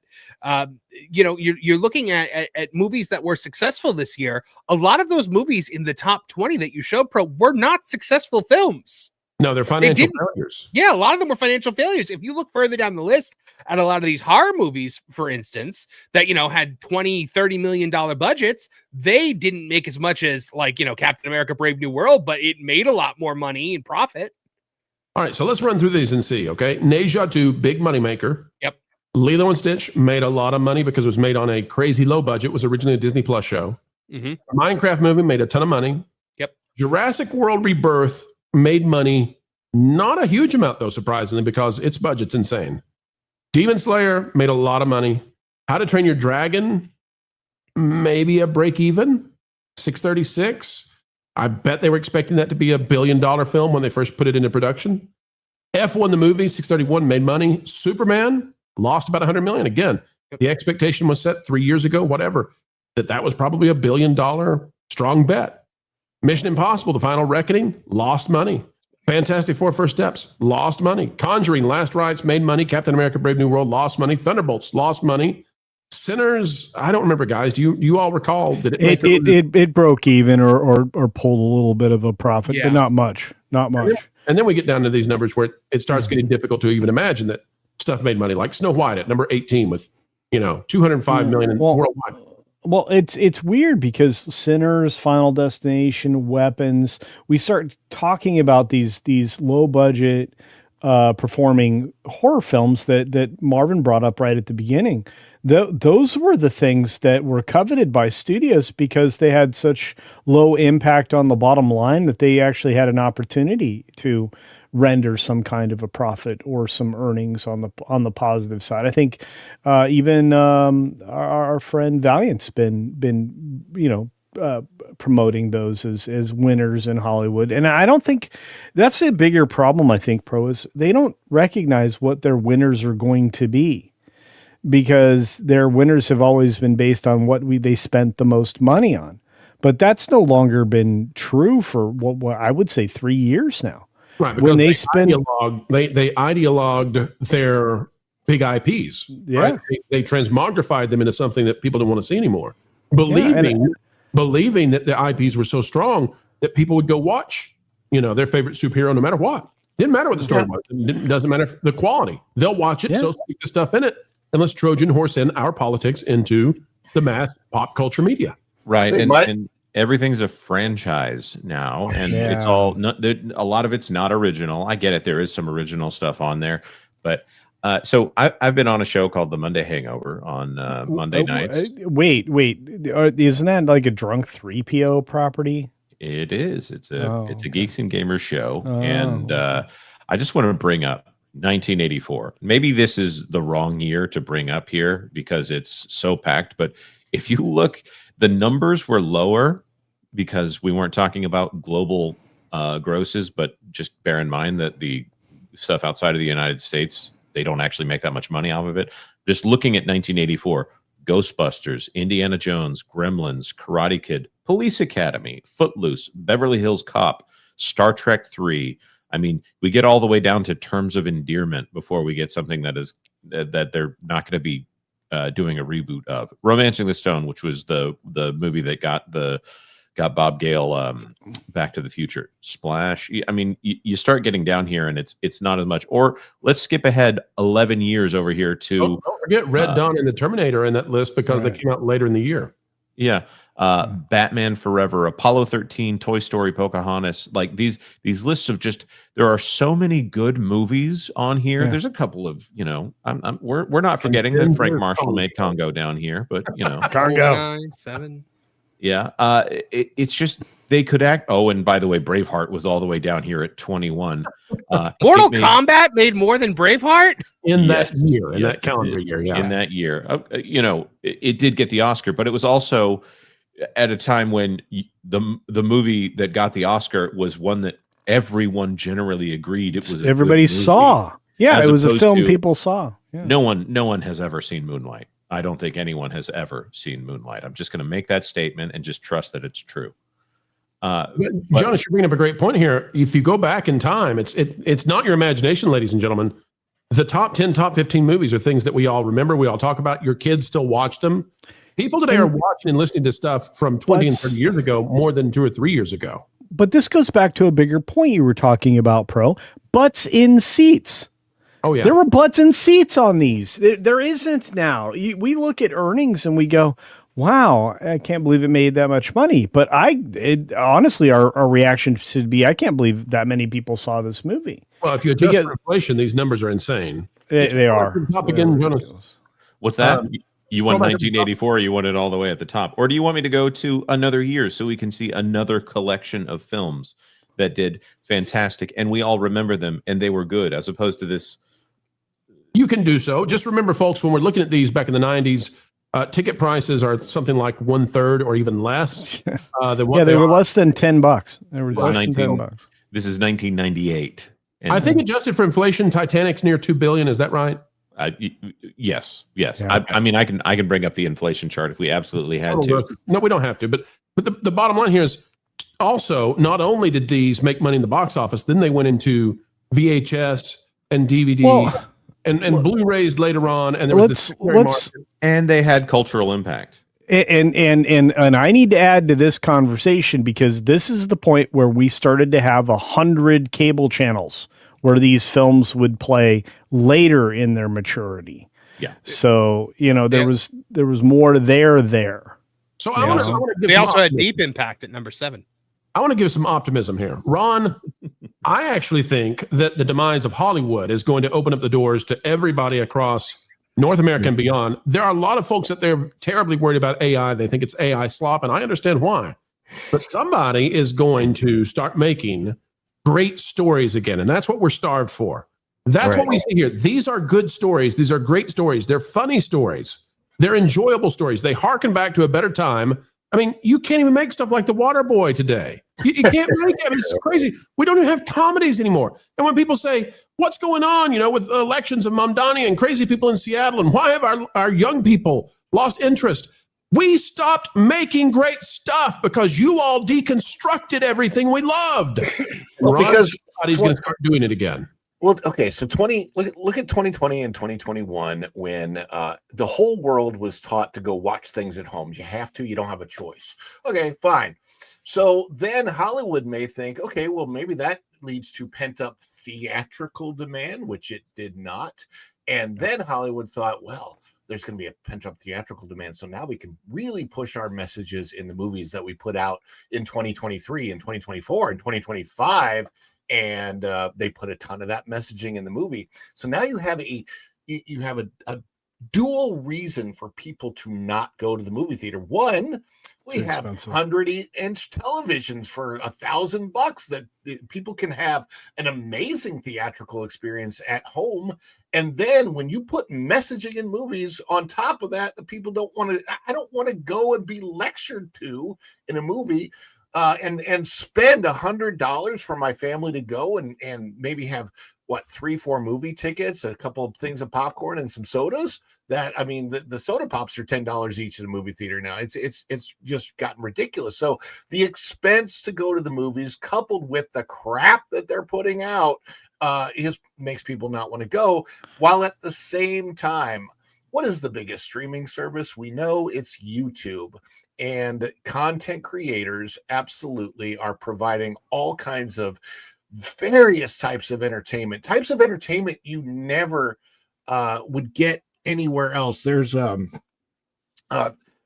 channel I watch, Thoughty 2. It's just a lot of documentary type stuff, but it's so interesting to see content creators dive into all of this historical information and different things that are out there. And we all get something that we want by going to YouTube, whereas we don't even get anything that we want when we go to the theater. Or on top of it, maybe there is something that we like. Maybe we want to go see Wicked, and then we see the weird actions of the people that are in it when they're doing And they don't like you. Yeah, and they don't like you.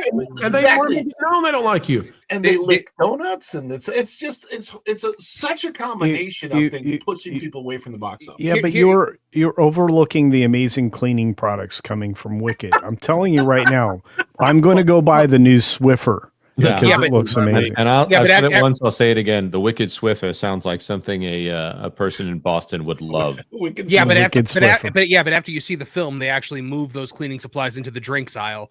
Sorry, culture. He got himself. I broke culture. But now the thing about movies and TV shows is there has always been the barrier to entry, right? You have to have hundreds of millions of dollars, or even just millions of dollars, or hundreds of thousands in order to create anything worthwhile. That was the problem with books too. You had to be represented by one of the big 5 publishing houses to have a book that made any kind of impact. And then along came Amazon Publishing and the era of the indie author, and suddenly it was within reach for people to start creating stories that might resonate with other people, and a huge industry was born from it. I think that through AI, you're going to suddenly have people that are going to be able to create their own TV shows, create their own movies directly from their computer, and all of a sudden there's going to be no more barrier to entry, and more people can actually get their work out there. And there may be people doing real acting inside that AI too. It may not just be, people are afraid that we're going to go into Skynet and it's going to be just nothing's real. You can't tell what's really more. The other thing too, though, guys, and let's wrap it up on this particular topic, is we've already seen this happen once. I want, for those of you out there who have become utterly and totally black-pilled, don't do that. Don't do it. Put it away. I'm going to give you the hip hip hooray you need, okay? We didn't join this. We didn't come in here with this YouTube channel. This jolly band of guys we've got here, they're not doing what they do because we're utterly depressed and everything's going to go away. No, that's not what's going to happen. Look how it played out with news. Here we are. Are you feeling the blues? No, you're not. The legacy media is. And why? Because they became ideologically captured. They became part of a propagandistic system. And then when the technology became such that independent content creators such as right here could leapfrog them, we did. And the new media took over, and Joe Rogan's getting more views hosting the Trumpster and JD Vance than the presidential debates on ABC. Yeah. And that's going to happen to entertainment next. And it's coming sooner than you think. Hollywood may be done, but great entertainment has just begun. I think you couldn't have said it better, because the monkey branch now is to institutions or new up and coming institutions like Hello Sunshine, driven by what's her blonde, and the fact that she stole, basically a book club idea from all those indie publishers that were going straight to Amazon and other places. And, they're going to go and grab those women empowerment stories, and those are going to collapse. And it's going to be the next generation of the things that are not driven by ideology that'll do well. So I think you're spot on, Pro. The next things are out there. And believe it or not, these gentlemen that you see here and the people that are in our sphere are that generation, because they have ideas and they aren't afraid to share them very aggressively, and sometimes with bad words. Maybe they want to rob us of our superheroes. That's okay. We'll make up our own archetypal stories and we'll put them out there. Maybe they want to kill SNL by not having it be anything other than politics. That's okay. We'll bring back comedies. Folks, you're going to do the winning, and it's going to begin very soon. Marvin, you get the final word on this one. Look, at the end of the day, if you want to, you have to be the change that you want to see in the entertainment world. So if you have an idea, if you know how you want things to go, write a screenplay, write a book, sit down, work on your own stuff, make it happen, put it out in the world, because it's more accessible than ever, and it's only going to get more accessible. And until we start pushing back and putting good stories back out there, Hollywood is going to keep serving up this slop and seeing lesser and lesser returns for it. Let's take it over, baby. Let's inspire, and let's never get tired of winning.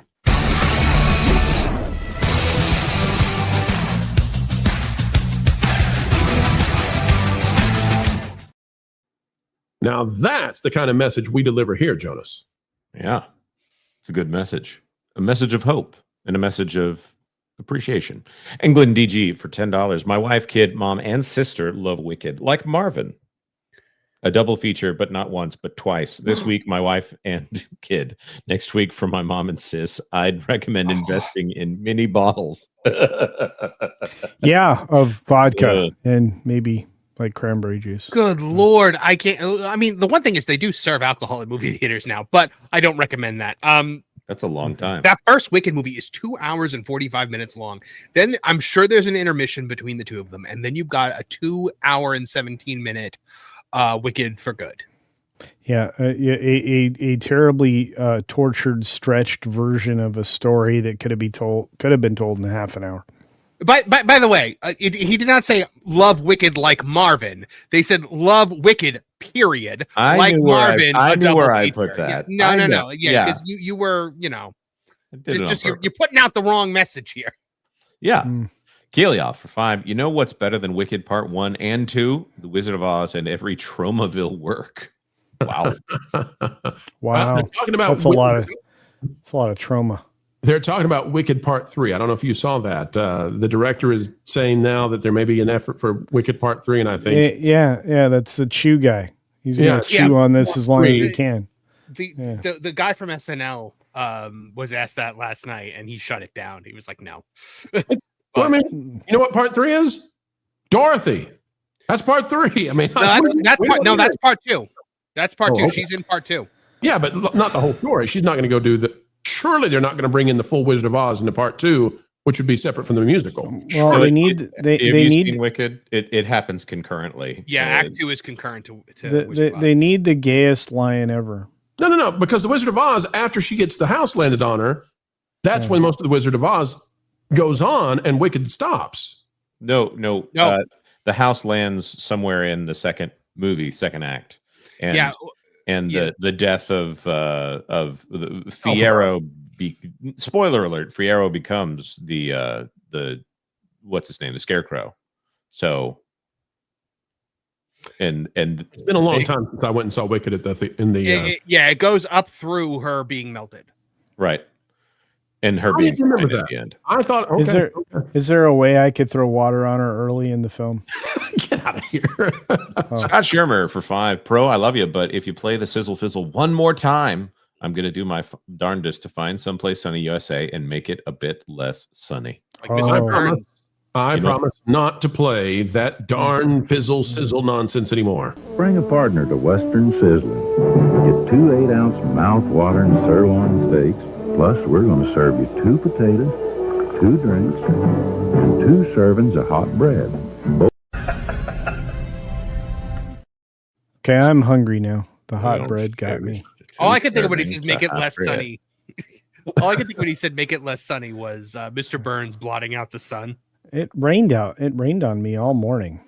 Do Simpson, you'll never see sun again. I was more thinking about the moon. Grand Wazoo member for 22. Happy 300. Let's go green. As long as it doesn't come out of the moon. Hey, we love green. Oh, and then gifted 10 WDW Pro membership.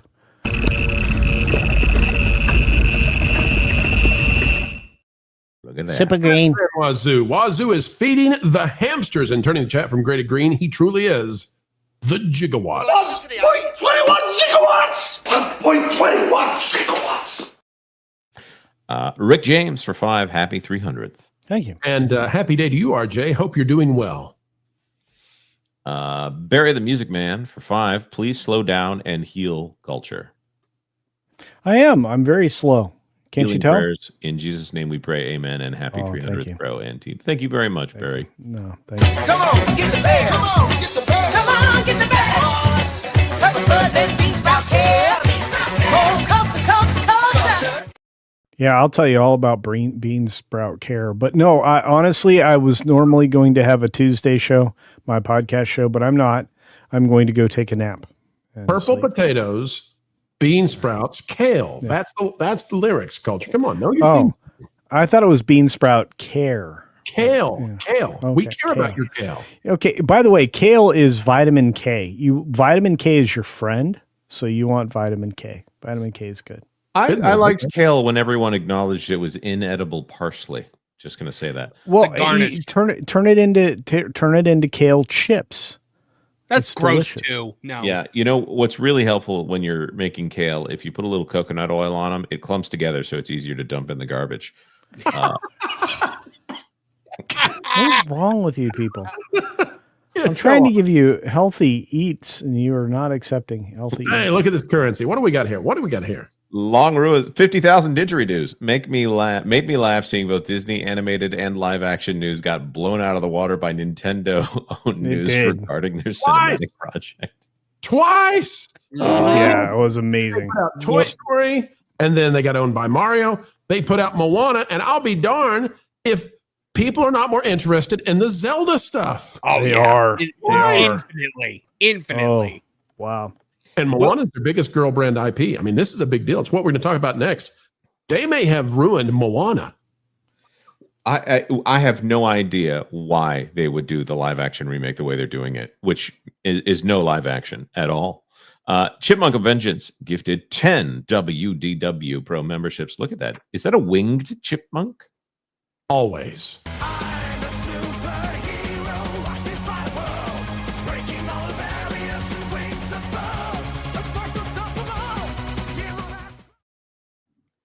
Thank you, Chipmunk of Vengeance. We really do appreciate you. And it's so much fun when we play your clip. One of my favorites, no doubt. No doubt. Fire No Chief diggity. for $5. I can afford to go to the movies. I choose not to because they don't make anything I want to see. That's the bottom line. Yeah.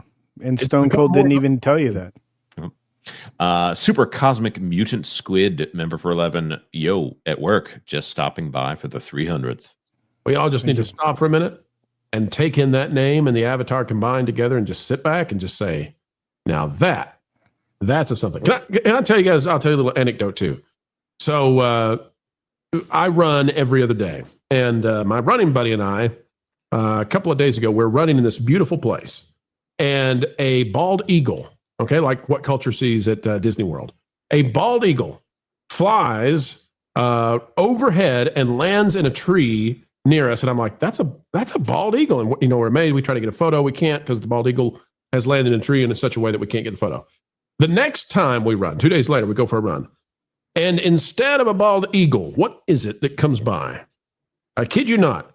It is an old hippie, an older man hippie on an electric scooter. I swear going like 20 to 30 miles an hour. Like he will die if the electric scooter wrecks. And he is blasting modern hip hop off his electric scooter at full blast.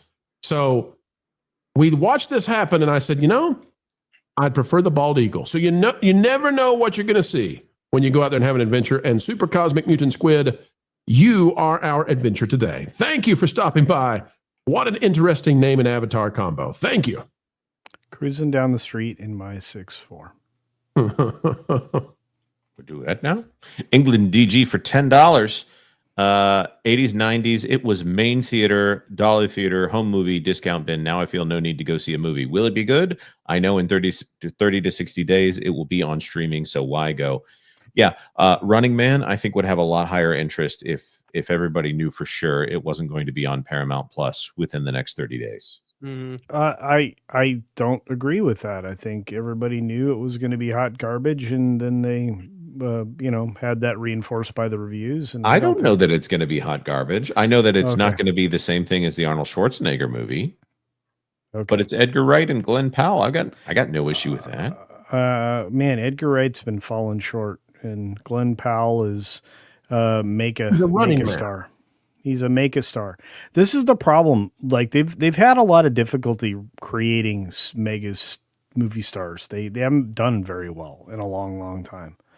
I heard that the sequel is about a man and he sees a girl in a tree, a picture of, and then he's on a scooter. Writing it now. A lot of that didn't get through. Just so you know. Just Audio. go with Sorry, and, Mark. and I said I It's a didn't good know joke. you could make violins out of them. The first Dragon Queen for $2. I'm so glad I'm not watching Wicked anyways. Well, we got to go watch it. So, the first one was good. If you just forget that it's Cynthia and Ariana, you'll make it through. The cold never bothered me anyway. Yep. Irate Specialist for $5. Hey, Irate. Happy 300. Y'all know more about Wicked than any man should. Amen to that. I'm a married man, therefore, yes. Amen. Amen. Texas 84 for $13. Dang it, Pro. I can't do a $300 super chat. You got to read that one right, Jonah. Something like, God dang it, Pro. I can't do a $300 super chat. Wow. I don't think anybody does a better Hank Hill than you. Maybe not even Mike Judge. I try. Yeah, I think you are much better. Mike Judge a character. I'm just looking for a Peggy. Do I just rebooted my microphone. I wasn't sure if it was me or StreamYard. I think it's StreamYard. You're sounding GOOD good. Oh, my. What? Ken Reihard for $3. Here's 300 pennies for you, minus YouTube's cut and tax. That's clever. That's clever. Carry the Y. How much left? Carry Uncle Sam, darn you. And finally, Thinking Heretic for $2. I'll support CC dry kale and use it as seasoning. It works. But salt is better. Stop it. Get some help. Vitamin K is good for you. So is sauerkraut, but I'm not eating it every single day. Yeah, but you like your blood to clot, appropriately, don't you? I've never been asked this question before, but now that you mention it, I am both happy that my blood clots properly and that my pancreas is working. That's two good things. Wound care is important. So much to be thankful for. God bless the Isle of Longerhon. And if you don't know what that is, go check it out. It's inside your pancreas. Hey, folks, guess what? We are over halfway towards the Super Chat goal on this 300th episode. We're about halfway through the show. That means we're on track to make it. And if we do, we're going to give to you some special archived clips, things that we haven't shown here on the channel in years. Some of them dedicated to our biggest fans from way back in the day. We can't wait to bring them your way. Help us hit that Super Chat goal. We need 24 more Super Chats, and then we'll get at it. But before we do, what if I told you we might be looking at Snow White 2.0? No.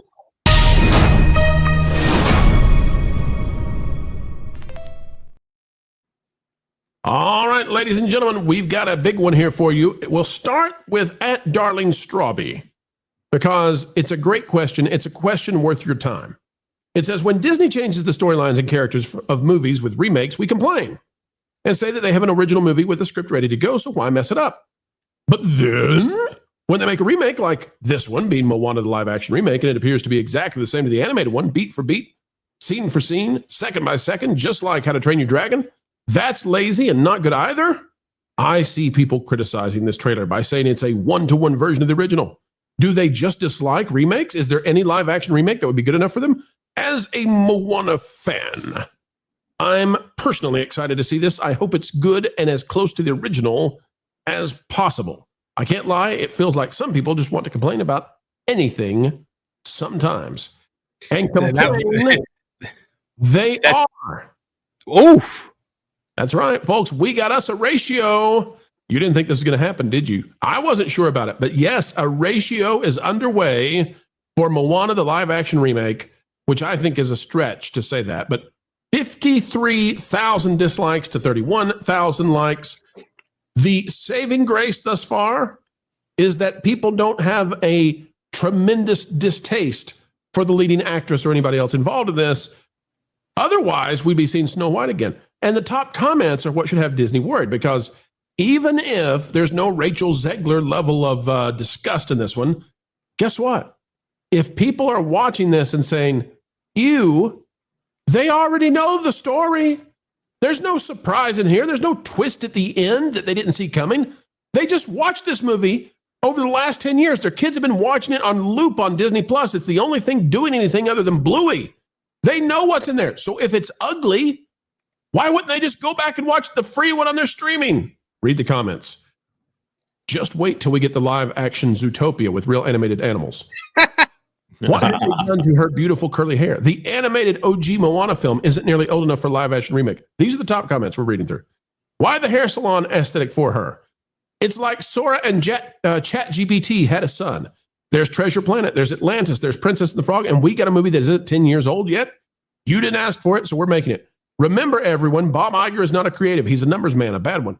So basically, it's still animated just with live humans inserted. There's not a positive comment in any of the top comments. This is when you know things are bad for Disney, because the ratio's bad enough, but the other problem is people aren't commenting any support for it. Everything you see in this shot, CGI, maybe even the girl, although she could be real. The realest shot we have is a hand that's underwater. That's the most realistic shot we have. Listen, I can't tell the difference in this live action movie and the animated movie here. I swear it's the same water, the same effects, same everything. The little girl is awash in that same filter they used in Snow White that makes everything look plasticky and weird. Guys, they've got a problem here, because Moana 2, despite the fact that it made $1 billion, it did it on the back of Moana 1. It did it off the back of all that goodwill. It's not a spectacular movie. Nobody remembers the songs. Nobody sings them. Nobody's watching it on Disney Plus. Moana, the original, is all they watch, all they want to watch. And if they do another Moana film that is subpar at best, they are going to sink their biggest girl brand. And the ratio is here. It's happening. We didn't have any part in this. The people say, oh, you guys just hate on Ziegler. You hate on Snow White. You made this happen. You and your downvote campaigns. We didn't even know this was happening until this morning when we turned it on and said, oh, well, look at that. The world is aghast at what Disney is doing. What's going on here? Jonas, I start with you. We'll go to Ron after that. But what's going on here with Moana and the live action backlash, the revolt against Montanui? You know, the thing that I think about is a movie like 101 Dalmatians, the one that was starring Jeff Daniels. I think John Hughes actually might have written the script for that one. It was actually good. It was mostly live action. There were little hints of CGI in there. I think that's what people think of when they think of a live action remake. But at some point, I'm going to say 2019, The Lion King live action remake came out, and there was nothing live action in it. It was just photorealistic, but it counted. And so from that point on, I think Disney said, we would rather have complete control of every aspect of this process rather than have something real and tangible captured in frame. Look at that. And first of all, when did Hey turn to the dark side and choose to serve Emperor Palpatine? That's what I want. Is this a new flounder? Yes. It is an animated version of Hey, but it's also the worst animation that you could do.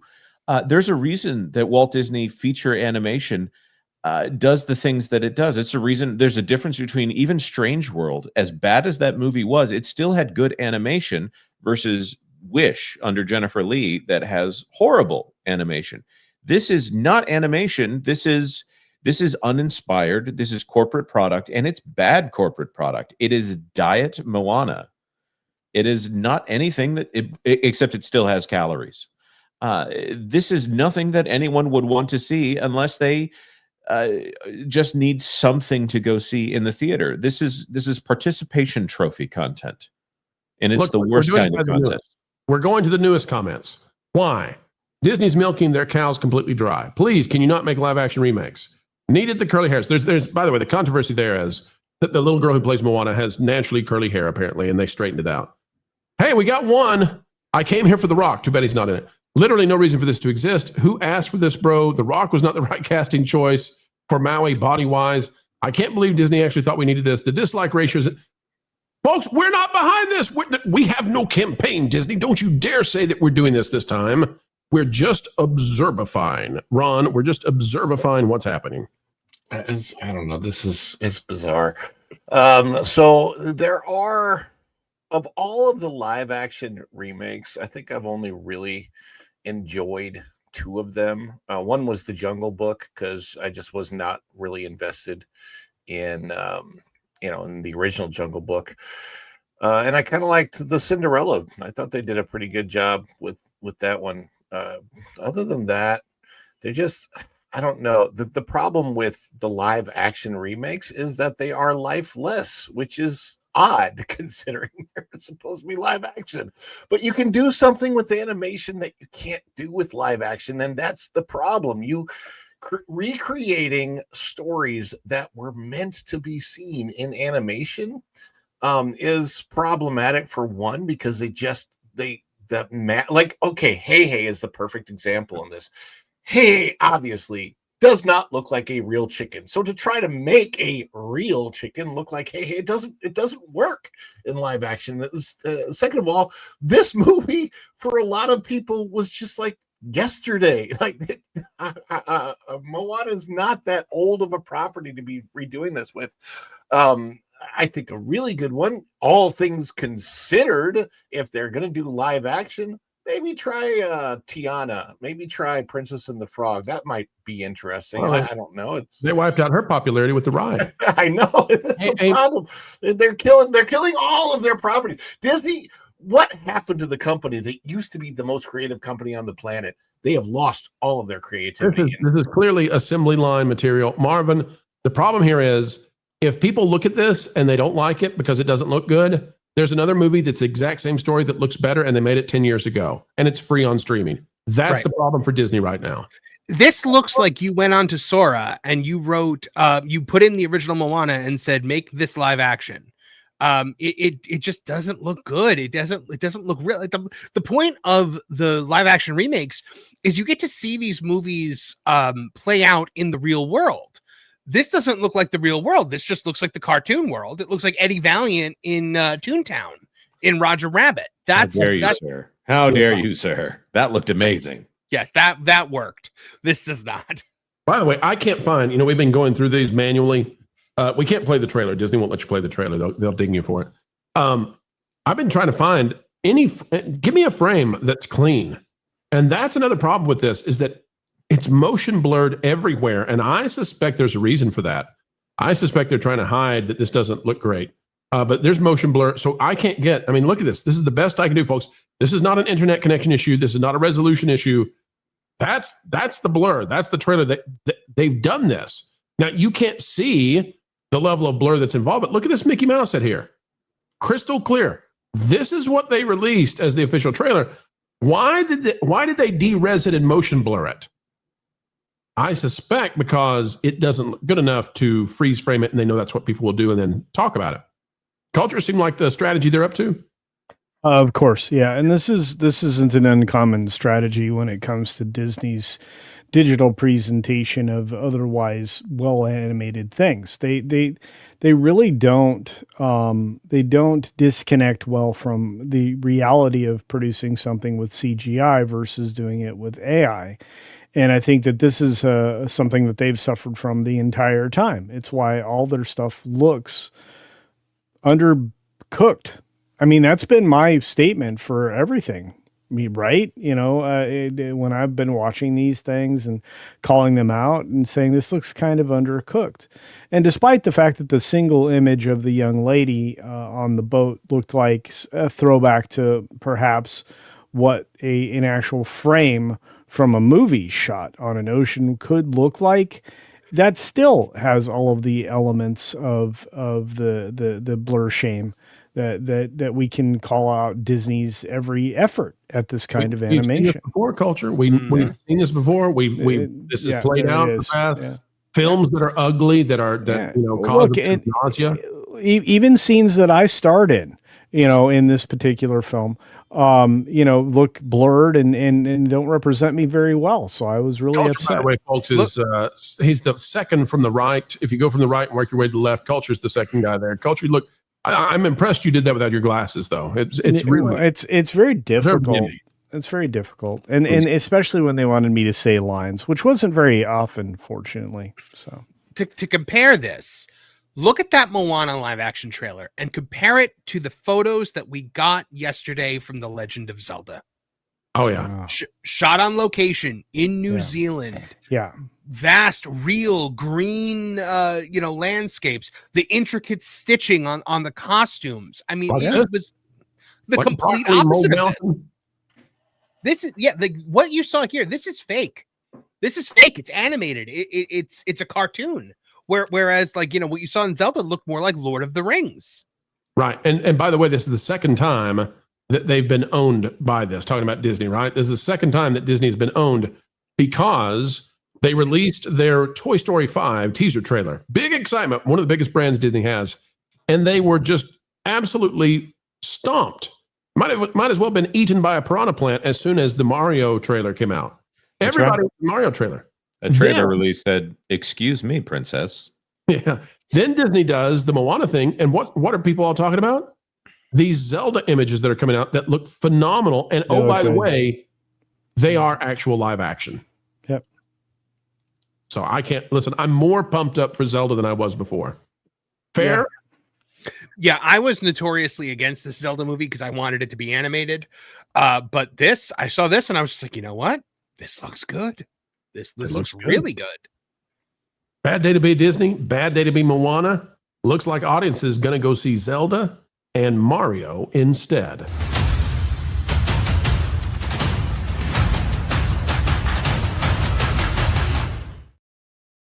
Folks, it's not just negativity around here. No, we try our darndest, our best to bring you the good stuff, and Zelda's one of those things. And guess what? The more and more we do here, and the more and more you participate with us, sending millions of views every single month to the channel, we're channeling hope and change, the real kind, not the deranged, towards the entertainment industry. That's what we're going to continue to do. Jonas J. Campbell, we've got some super chats to put up on the screen, but modifications, changifications are happening across the entertainment industry, and you're winning. Don't let anybody tell you otherwise. Yep. Jackie Delaney, member for 5, says happy 300 and to thousands more amazing pro shows. That's right, folks. We've got at least 47 more years left in the can. It drives the Holly Weirds mad. Amazing. Barry the Music Man for $2. No more sizzle, please. It's triggering. No joke. Thanks. Okay, no more sizzle. What are we going to switch to if we don't have sizz? I don't know, but for $20, John Maynor says this is to get both the summer and fall sizzle. Okay, well, darn it. Now I'm just confused. Now I don't know what to do. What? Folks, we ran a poll. It's basically split down the middle. We're just going to have to go to other stuff that works. Now, commence Operation Vacuum Suck. Suck. The power of one. The power of two. The power of many. No! Now, ascend, my son. Jonas, do you think that will do it, or do we? John is wanting the sizz. I think John was saying he wanted that Acolyte James Earl Jones clip, which I got to say, I never thought I'd vote for that one. John, you don't have to super chat us, okay? Just tell us, was that sufficient, or do you need fizz and sizz? Let us know. And by the way, ladies and gentlemen, we're now 20 away from the goal, and we'll play those archived clips. We can't wait to bring them to you. Clips you haven't seen in years, and neither have we. Yep. I rate specialist for 5. Culture, what time of year is best to start growing kale? Does it require more sun or shade? I'll take any tips you've got. Honestly, a lot of brassicas, lettuce style things appreciate starting a growth cycle in the winter, believe it or not. Yeah, you can't plant them when you're in a good mood, or that will affect the kale. It has to be dark and dreary and cold, and it helps if you hire someone who's miserable, really down on their luck. Are we saying that kale arises in the darkness? Any roughly lettuce looking thing like that have like ruffled edges, those like to start in the winter time. So, and give them a decent amount of space because, they're going to leaf out and do because they suck all the joy out of anything they're near. Yeah. So if they're at least 12 inches apart, they won't suck nearly as much joy. Is there a Dorito plant by any chance? And you're going to want to make sure you keep your Patronus away from it, or it'll just disappear. Anyway, so you could definitely do that, and again, just keep all the bad bugs away if you can. So, considering it arises in the darkest period of time, perhaps you could say that kale is sort of like the neo-Marxist of the greenhouse groupies. Yeah, I don't think. I think that capitalism came along to end the production of kale. Mags, London, member for 3, says, "Hey, that hey is foul. I'll see myself out." Oh, Bob, that's a bad one. I love it, Mags. Great, Bob. Gotta love Mags. As of Sabertooth Raptor for 5, happy 300th episode. Culture has more creativity and talent in his beard than Disney these days. Wish we were back in the days of Herbie, Bedknobs, Swiss. Oh, Bedknobs and Broomstick. Bed knobs and broomsticks right now would be like joy, pure joy. I think what they're saying here, Culture, is that you're like Samson. Your creativity lies in your facial hair. Well, apparently it relied in some muscles when I went, toe to toe with the fire guys and the police guys. I still feel bad. Did you win against any of them? It took 8 of them to put me in the ambulance. So what does that tell you? Ambulance. Oh, hey guys, we have the first tomato meter for Wicked for Good. Oh.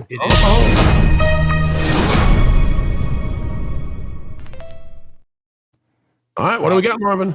With 79 reviews, it is 73% from critics.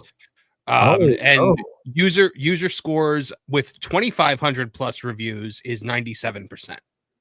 I don't care about the user reviews because the only people who've seen it so far are people who got in on a special situation. Oh, they've removed it now.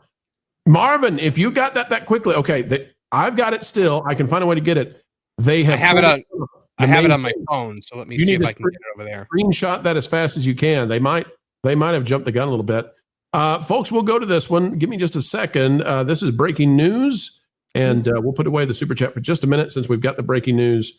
Here we go. Wicked for Good. Remember that everything that Hollywood has inside of it says this has to win. You need to understand this within the context. Wicked for Good, it must win. Hollywood needs this to win in ways that I can't even describe. Theaters are dying. The fact that critics are giving it a 73% out of the gate, and remember that these scores often drop over time, not guaranteed, but let's click on the reviews here and see if we can find out what's going on. Let's go back. What we need to do is we need to get the all critics. Yeah. Oh, they've not even split it apart yet. Okay. So it's just all critics. We don't have the top critics yet. This over here, folks, ignore it. The audience, I'm not trying to like dissuade you from knowing what's really going on, but the audience score is going to be derived from people who are mega ultra super Wicked fans. Yeah, they likely went to Amazon Prime, just like they did with Superman. Amazon Prime did a early screening, so people got to go yesterday. Right, and so Amazon. what do we know about the people who would have done the Amazon Prime early screening? Super fans, yeah, right. Absolutely. So 97%. The 73% over here. Let's see what the reviews are saying. Even if That's we don't low. Let's see if we can switch to top critics. All right, we're looking for top critics to see what the ratio is here. Oh, wow. Okay. The top critics might be where this is dropping. Let's go to all critics now and see. All right, so we go to all critics. We've got 2 splats, 3 splats, 4 total splats, and we load more. Do we have any more? Okay, so 5, 6. That's going to be interesting. If it's pretty, it may be that the top critics and the all critics are about the same in terms of the percentage. That would be odd. What would that say about this movie? We don't normally have that. No, this ratio is stronger on the all critics, or excuse me, on the top critics. All right, let's read a few of these as we're going through it. Kristen Lopez from the Film Maven. Wicked for Good sticks the landing as best as it can. Oh, as best as it can. Wow. Yeah. B-. Odie Henderson, the follow-up to director John M. Chu's massive 2024 hit, is more the same, only darker. Now, remember, I gave this like a 9 out of 10, the original movie, even though I don't care at all for Cynthia and Ariana and what they've done. 6 out of 10 gets a tomato from Screen Crush. I knew this was going to happen because they had to add on to the story of the musical in order to actually get this to be a full-length movie. Jake Coyle, really bad. AP says, I rarely found... Guys, we have to go watch this and review it. Ew. Jake Coyle says, I rarely found myself lifted into a movie world, but rather sat watching it, sometimes with admiration, rarely with delight, from the mezzanine. That's esoteric, eh? The film is as slick and shiny as Glinda's lip gloss, but it may also be just what its many fans want. Okay, so in other words, the fans who are going to go see it are a bunch of dummies, and she's better than them. But that's not... This is not what you would expect. Look at Sandra Hall right there. No doubt the fans will thrill to the music over and over again, but the impact is lost when every song seems to be straining to be a showstopper. That's not a good review. The London Evening Standard, which I would not consider to be the biggest publication out there, it gives a 5 out of 5, but oh my gosh, a 1 out of 5 from the Daily Telegraph. Holy moly, you never get a 1 out of 5 from anybody for a blockbuster because you don't get invited back to anything. What makes it so frustrating is that director John M. Chu is an established musicals master. His In the Heights is a modern classic of the form, but the corporate stretch it out and wring it dry approach here has been deadening. This is what we see every time they try to take a complete story and split it into two movies. We saw it with Harry Potter. We saw it with Twilight. We saw it with a whole bunch of different things. All right. Well, the good reviews are middling at best, and the bad reviews are just ravaging the film. So we'll see how this goes, folks. But if Hollywood and the movie theaters were hoping for survival with Wicked, it may not be happening. That leaves only Zootopia to save the cinemas this year. Look, in a lot of people are setting the numbers on Zootopia too high. Sorry. For those of you who are looking at $1 billion film, I'm like, please, no, you're not right. That's not happening. And again, I'm gonna say, I mean, the Zootopia 2 is like the nose ring version of the original film. So you're gonna have a lot of people that are not gonna be engaged in that. They just aren't. They're not going for that septum piercing anymore. Wowza. I mean, this is something now. All right, folks, we'll keep an eye on it. But the cinemas need a win, and they're down to 2. And this might be the worst year that we can ever recall, going back to the 40s and 50s for movies, in terms of people actually going to the movies. We're at the edge. We're at the precipice of death for your local theater. And if Wicked is no good for the industry. All right, Jonas, let's get something good up again, and it's our friends dropping those super chats. All right, SX Sabertooth Raptor for $5. Happy 300th episode, Culture. Wait, happy 300th episode. Culture has more. Wait, we read that one already, didn't we? I wasn't going to stop you because it's so kind of Culture. Leopard Stripe for 5. Right, no contrast in animated and live action. They should make live action in a stage set like Wizard of Oz. That would be too much work, though. When it comes down to it, they want freedom to change it 100 times.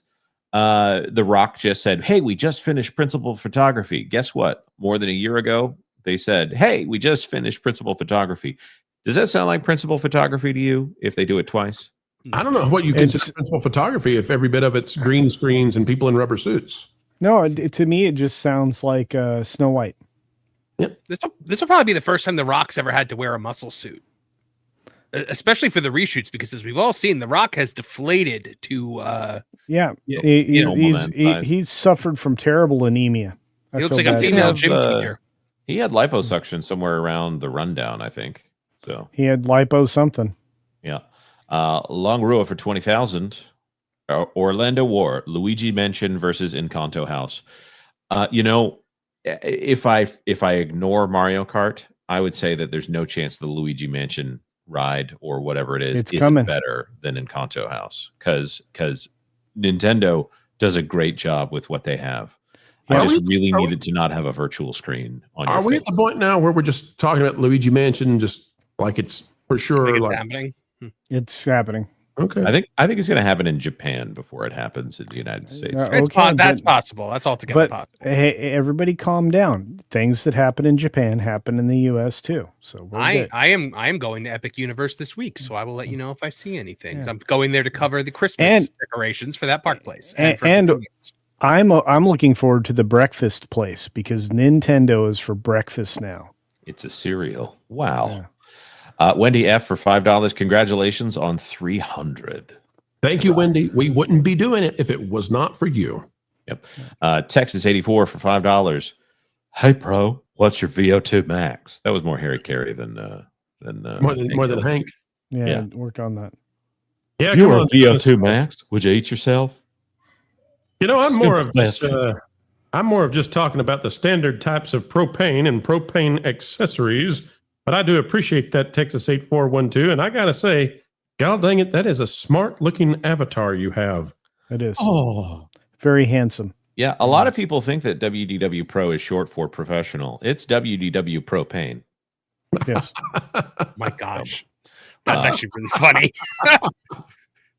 Rebrand time. That's right. Lightning Sketch Productions for 10. As an animation historian, I wish to inspire the future generation of animators through learning what the old masters did. And I won't put woke in a positive light at all. I really, Illumination and DreamWorks are doing a lot more work in animation, and specifically Illumination with the cartoon style of Minions. I know they're a little light on story, a little heavy on fart jokes, but the animation in the Illumination stuff is better. Yeah. Well, let me just tell you, be careful. Don't let Bob Iger dash your dreams by him calling you quaint if you decide to follow in the pathway of the legends of old. Yep.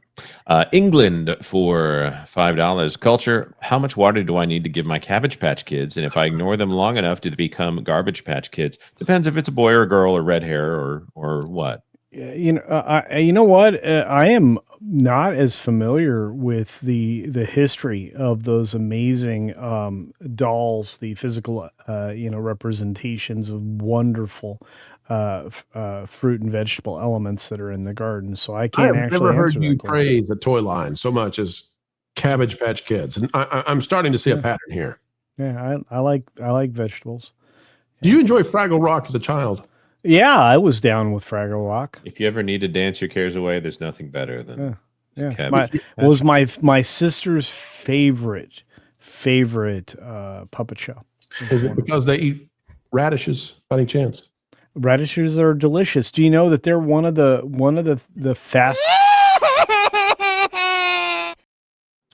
fastest growing fruits of winter are radishes in your garden. You can get them about every 33 days or less. In fact, there are some that take less. I did do and say horrible, regrettable things. So, you can get a nice harvest every 3 weeks. Wonderful. Plant your cares away. There you go. If only the starving nations of the world had known about radish bushes. Yeah. Could have fed entire civilizations off a single radish bush with culture. Henson did think that Fraggle Rock was going to bring about world peace. He was right. You have no idea how quickly I spun those peas. They were whirled all over the place. Oh my. Christian Jedi Knight for 10, and this is for the 300 show metal yellow first red. Is that an emoji? This is late on technical issues, but I think it is a spiritual thing, perhaps. I see all kinds of emojis. I see a dad, a mom wizard. I see a bride, a baby, and a praying emoji. Christian Jedi Knight, thank you so much, and we appreciate you. Happy to see you last night. Happy that you're here again. And yes, we'll continue to bring you the content you need to know ahead of the legacy media because you're there supporting us along the way. Thank you so much. Thank you very much, Christian. Lightning Sketch Productions for 10. Better idea for Disney. Instead of another stupid remake no one asked for, make a live-action film adaptation of their third Broadway musical, Aida, with Scarlett Johansson as the Egyptian princess. Oh. That's a good idea. Is ScarJo still in that sort of category? She's still doing that? Meaning, does she like for people to say "ow" about her? She's Jurassic World now, right? She is. She's doing the Rebirth sequel. Okay. And Afterbirth. Ew. Let's go. All right, ladies and gentlemen, Jonas J. Campbell has got to be heading on out of here. Jonas, you're going into the sunset, but not forever yet. For you, we'll be back again with more content on the way, both on That Park Place and right here on the Pro Channel. Tell the folks out there, Jonas, what you got cooking. It's not kale, I can tell you that much. Man, let it go, dude. Let the kale. Come on. If people, I have very few positions in life. You run things into the ground. It's over and over. Like, seriously, the rest of us, we're mature. When we get something that works, a joke, we let it go after 2 or 3 times, week after week after week. It's nothing but kale, dude. Find your Mrs. Dash. You'll feel better. Mrs. Dash? Do you think Mrs. Dash is what helps kale? You know what helps kale? Not having kale. But that being said, I got to run. See you all later on That Park Place for all the news. That should be fun. And we The crab people shall finally reign supreme. Crab people, crab people. The crab people interrupted Jonas because we clearly do not overdo any running gag or joke around here. We would never do that. Never. It's just Jonas. I would never turn, interrupting Jonas into a multi-year joke. That would be horrid. Well, cruel. Yeah. And culture would never talk about greenhouse emissions.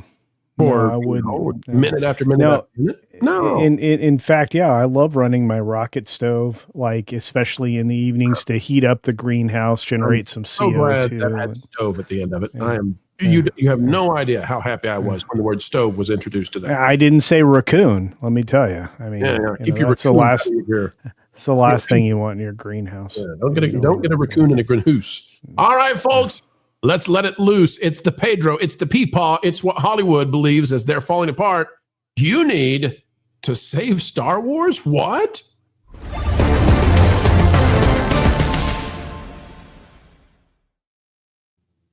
All right, ladies and gentlemen, you need some Peepaw energy, don't you? Do you need some Peepaw energy? They want you to have some Peepaw energy. What is the answer to your prayers, Holly Weird? What is the way that you can save Star Wars? Well, according to the legacy going extinct dinosaur access media, it's more of this guy, despite the fact that he has destroyed the box office this year, looking like a 1980s Golden Girl wannabe. Interesting, eh? Marvin Martinero over at That Park Place has this article. If you're not yet bookmarked the website, well, you should be. Mainstream media says the problem with Star Wars is not enough Pedro Pascal. Man, I thought we had plenty of him. Star Wars is limping to its next chapter with confidence only Hollywood could muster. The kind born not from success, but from denial. The franchise is in shambles. The audience has evaporated, and the brand is no longer protected by the mythic glow it once carried. And yet, according to the mainstream access media, the big revelation, the galaxy-saving insight, is that the way to save Star Wars is Pedro. Yep, that Pedro. Look at Pedro go. Go, Pedro, go. The sizzle man. After a year in which Pascal headlined 2 box office flops, insulted half the country, and ignited a string of controversies, the access media outlets now insist the real problem with Star Wars is that we ain't seen enough Pedro. All right, let's go down here. You've got, Marvin, you've got in here the list of how he's done at the box office, okay? Here he is with his 0 for 3. The Materialists, which is Pedro's first film into the 2025 docket, was a $108 million worldwide, not a hit, but didn't lose money, but not a hit. $108 million. Eddington made $12.7 million. Yeah. Major flop. Mega flop. Mm-hmm. And then Fantastic Four, which likely needed about $650 to $700 million to break even and had a budget like you can't believe behind it. Marvel's big move, the lead-in for Avengers Doomsday, $521.9 million worldwide on a huge marketing campaign. But they are deranged indeed. And the thing that Marvin is talking about is this article out of Screen Rant. What does it say? The Mandalorian and Grogu's first image proves Star Wars has learned a vital lesson about Pedro. You'll notice, what is the image? It is Pedro without the mask on, with baby Grogu caressing his slightly bearded face, his visage. Now, if you know anything about this show and now turned movie, taking off the mask is a big deal. But apparently we're going to get lots of Pedro without the mask on. And why? Because Screen Rant says that what we need is less disguised Pedro and plenty of Peepaw. Marvin, why in the world do they believe that Pedro Pascal is the answer to their Hollywood going under prayers? So the author of this Screen Rant piece is a woman who in her bio states that she interviewed Pedro Pascal personally. Well, that's not all, Marvin. She also was over there at the Galactic Star Cruiser, which failed in about a year. So she's a cast member at Star Cruiser. Yep. Yeah, she covered a little bit. Yeah, so she's a little biased about Disney, Star Wars, and Pedro right off the bat. But I will say, so they think that that Pedro has outgrown the Mandalorian. That the pull of Pedro's face, yes, the same face that licked a rainbow rod while dancing. That is more of a draw now than the Mandalorian helmet, which means that they do not understand anything about what makes the Mandalorian cool or what made the Mandalorian cool. The point was that you forgot that it was Pedro Pascal. It's just they Boba Fett was the #1 selling action figure in Star Wars for a long time, not because he did anything whatsoever cool in the movies, but because he looks cool. And that is the point of the Mandalorian. He's a masculine, cool defender, a protector, right? A father figure. The second you take off that mask and see that it's the guy that insults half the country every other week, that is gone. That is 100% gone. People have proven with box office numbers that they do not like this man, that they do not want to see more of him, and Hollywood is in major revival mode for him, like we covered a few weeks ago on this very show. That the media has been working overtime to try to prove that he is a draw, that he is a major celebrity, and that he is the future of this and Marvel. So let me see if I get this straight. At the same time that movie theaters are going out of business worse than Kmart ever could, at the same time that Hollywood is having to divest from the Hollywood Hills and the Beverly Strip because everybody's leaving SoCal for the golden shores of anywhere else, the saving grace that the access media has come up with is that Lucasfilm can be lifted upon the shoulders of one Pedro Pascal, who has been an utter failure in 2025. And as we go into a must-win situation in 2026, the way they can kick the dust off their heels and get back to winning is to have Pedro finally take off his mask. Ron, can you help me make sense of this? Why would they believe that Pedro Pascal is their leading man back to the promised land that will restore Hollywood and save the movie theaters? Because they're nuts. I don't know what else to say. Pedro Pascal, there's nothing about him that is, there's no movie star quality about him. As a matter of fact, the first season of The Mandalorian, I think for the most part, he didn't take off his helmet except for like one time, right? And then Very saw end. his face, right? Very and then it was back. And he's like the mystery of what's behind the helmet in The Mandalorian. I think it was most especially brought out in that episode where he was in a village, right? And there was a woman that kind of had the heart, for him. She was attracted to him for whatever reason. And he wouldn't take his helmet off, like not even to eat or anything, like never take his helmet off in front of her. It's very, very important to him. That's what makes that character great. It's certainly not Pedro Pascal, not even really his performance. And I don't know why Hollywood wants to back him up so much, but maybe he's just slightly less cringe than Cynthia Erivo and Ariana Grande in their in their press tour, but he's still very, very cringe. And I just I can't even bring myself to watch the Fantastic Four. I still haven't watched the Fantastic Four on Disney Plus because I know he's in it and I don't want to see him as Reed Richards. Because Pedro is very much Pedro. I don't see him as anything else, and that's really, really hard. You need to be able to see the actors that the characters they're portraying. Guys, the amazing thing about this is that, honestly, we're not trying to, 2025 has been one of the worst years in all of cinematic history for ticket sales. One of the worst, maybe the worst in like the last 50 to 70 years. And what they're going to put all their hopes and dreams on, Marvin, is Pedro Pascal. He is leading Star Wars and he is leading Marvel. This is the answer that Hollywood came up with that the American people are supposed to go to theaters for. Pedro might be the end of cinemas. Absolutely. But this reaction from the mainstream media is 100% typical and believable and predictable. The only thing that was not predictable in this is that Pedro apparently shaved his mustache for the role, because that was something that he said he would never do again. Remember, he even kept it as Reed Richards. He kept his mustache and beard because he doesn't like what he looks like without it. And in that photo that they released, he's clean shaven. So that's the only thing in this entire ordeal that I find surprising. Got a little upper lip scruff going on there. I don't know. We've also been hearing for years that the big point of contention with Pedro with The Mandalorian is that he wants his face on camera more, and that Disney didn't want that. So again, maybe this is also the access media going to bat for Pedro. Maybe they're more on his side than they're on Disney's side. But either way, it's a rehabilitation tour as well, Marvin, because he's got 2 movies coming out. He's failed utterly. Mm-hmm. There are billions of dollars and the possible end of the industry, riding on this man.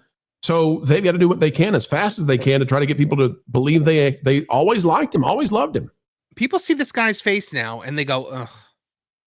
He's associated with fail. Yeah. Yeah, he's associated with failure. He's associated with being creepy. I mean, let's not forget the way he was touching all of his female co-stars, including 19-year-old Bella Ramsey, just like hugging up on them and touching their face. And I mean, he is just a walking PR nightmare. Yeah, and that's not what they want associated with Star Wars, which is such a struggling brand right now. And had The Mandalorian season 3 never actually come out, I would say this would actually make money, but they squandered The Mandalorian goodwill in season 3. It's 100% in the toilet now. Nobody cares about it anymore because they did that stupid Bo-Katan season. Unless people say, Pro, you're going too far. This is not the end of the industry. Hollywood is not going to go broke over Pedro. Let me just say, how big was Star Wars 10 years ago? The biggest franchise on the planet. Oh, yeah. Evergreen. If they can't bring this back and make money, let's say that Mandalorian Grogu comes out and gets a total box office of $300 and $400 million, Thunderbolts levels of fail, right? Because you can't make a Star Wars movie and make that kind of money without losing badly. If Star Wars can't return after a decade to the theater and win again, if Pedro can't carry the day, this is another franchise that will go into the Star Trek bin of uh-oh. And if that happens, is Marvel going to do it? No. Is Star Wars going to do it? We're going to run out of what can do it anymore to get audiences through the doors and into the theaters. We're running out. Nintendo, save us. Star Wars was more culturally relevant than this past decade, in the decade where there was nothing. Like from Return of the Jedi to the Phantom Menace. Like it was more culturally relevant then than it has been in the decade since Disney has been making Star Wars content. And Ron, this is going to be another situation like where the sequel trilogy, nobody cares about it, yet it's sitting there on some of the most prime real estate inside Disneyland and Disney World. You're going to have the same thing happening with The Mandalorian, where what are we supposed to do with this franchise? And it comes down to, man, if this is the best they've got, if it's Pedro come save us, they're in a heap of trouble. Ron. World of trouble. I mean, look, I think when it comes down to Star Wars, the fiasco with the Galactic Space Cruiser Hotel thing, I mean, that basically says it all, because that was the pinnacle of Disney Star Wars creatives and what they wanted to do with the whole franchise. Is like it was all building towards this. People could have this incredible live action LARPing experience that everybody wants to pay $6,000 for 2 days of LARPing at Disney World. And this, it's where they've led it to. And they did this at the same time that they finally had an amazing female Star Wars character who was great, an actual strong female character, Gina Carano. They foolishly fired her. It was what Disney has done with Star Wars.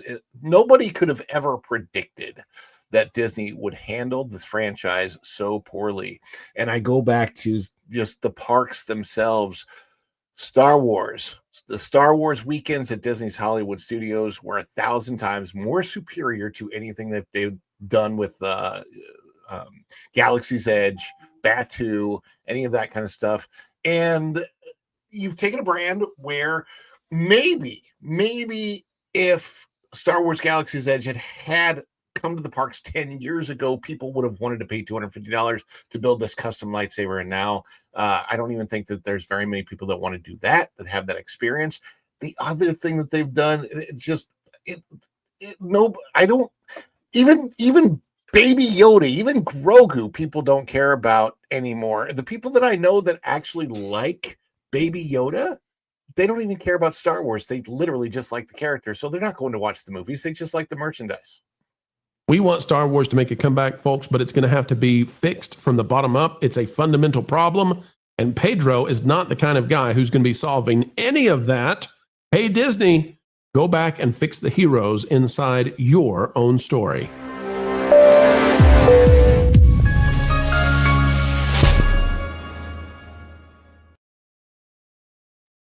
All right, ladies and gentlemen, Culture Casino is still there. We're just waiting for him to come back, and he'll be back, folks. We'll leave him on the screen, but we've got Culture waiting in the wings. We will get to your Super Chats right now. If you've got any Super Chats that involve Culture, just know we'll have them held until he returns to his studio.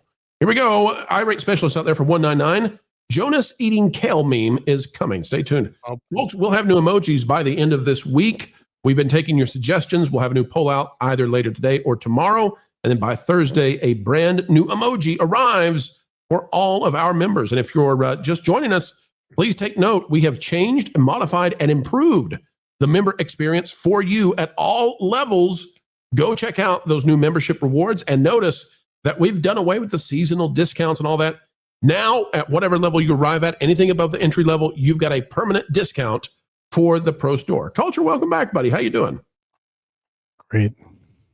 Good deal. Good deal. All right. Fire Chief has become a YouTube member. Fire Chief, welcome aboard. Happy to have you. Albertus Magnus for $4.99. I hope he wasn't one of the firemen the culture cold cocked.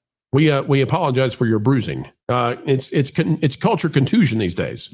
Albertus Magnus for $4.99. If audiences reject Pedro, then audiences are wrong and must be forced to love Pedro at all costs. Hollywood 101. Ben Solo movie. That'll be the next thing to do, right? Culture. If Pedro fails, then we can get Adam Driver back, and he'll be zombie Kylo Ren. Master of the TDS just shared there's like a GoFundMe about the hunt for Ben Solo that's made like $5,400. And I said, what in the underpants gnomes is this? How does giving money to a GoFundMe get this movie made? Wait a minute. I have learned something today. In the words of South Park, We've learned something today. Marvin, are you telling me that we could start a GoFundMe that's against that? Because they're not doing anything that's going to change the world. So we could just do one that's against it. I don't know what we would do with it. Stop the hunt for Ben Solo. We can hire a plane to fly a banner over Bob Iger's office that says, "Hey Bob, stick to your guns. Never make the hunt for Ben Solo." Listen, the GoFundMe or Kickstarter, whatever it is, we promise to print out 200 Xerox copies of "We Don't Like This" hashtag Stop Ben Solo, and we will put it all over various places and the country, Montana, South Dakota. You're going to get a flood of Xerox copies of Stop Ben Solo. I don't know what to do. Yeah, we're going to use Elmer's glue sticks, so it'll definitely stay on stuff. No, culture is that's going to increase the cost, and we've got a tie-in with Wicked. We're supposed to be doing the Wicked stuff. So, did you know detergent is a sticky substance we could use? The Wicked detergent looks amazing. The Gain, that looks great, but the Swiffers look the best. I'm telling you right now. They need to gain something, but it's not fabric softener. It's weight. But it smells good. Christian Jedi Knight for $5. How about just go back to what made Star Wars and every IP great? Like good storytelling and less woke ideology. Yes, well, that's the problem, isn't it? A great story for Star Wars would do a heck more than, hey, we need to see Pedro. No. And Wildman of Yavin for $50. Look out, ladies and gentlemen. Look at this man go. Wildman of Yavin has come to the skies to save us yet again. Worth 10, not 1. Wildman, you're worth 10 every single time. It was a peaceful planet until he arrived. Then he brought wild to our skies.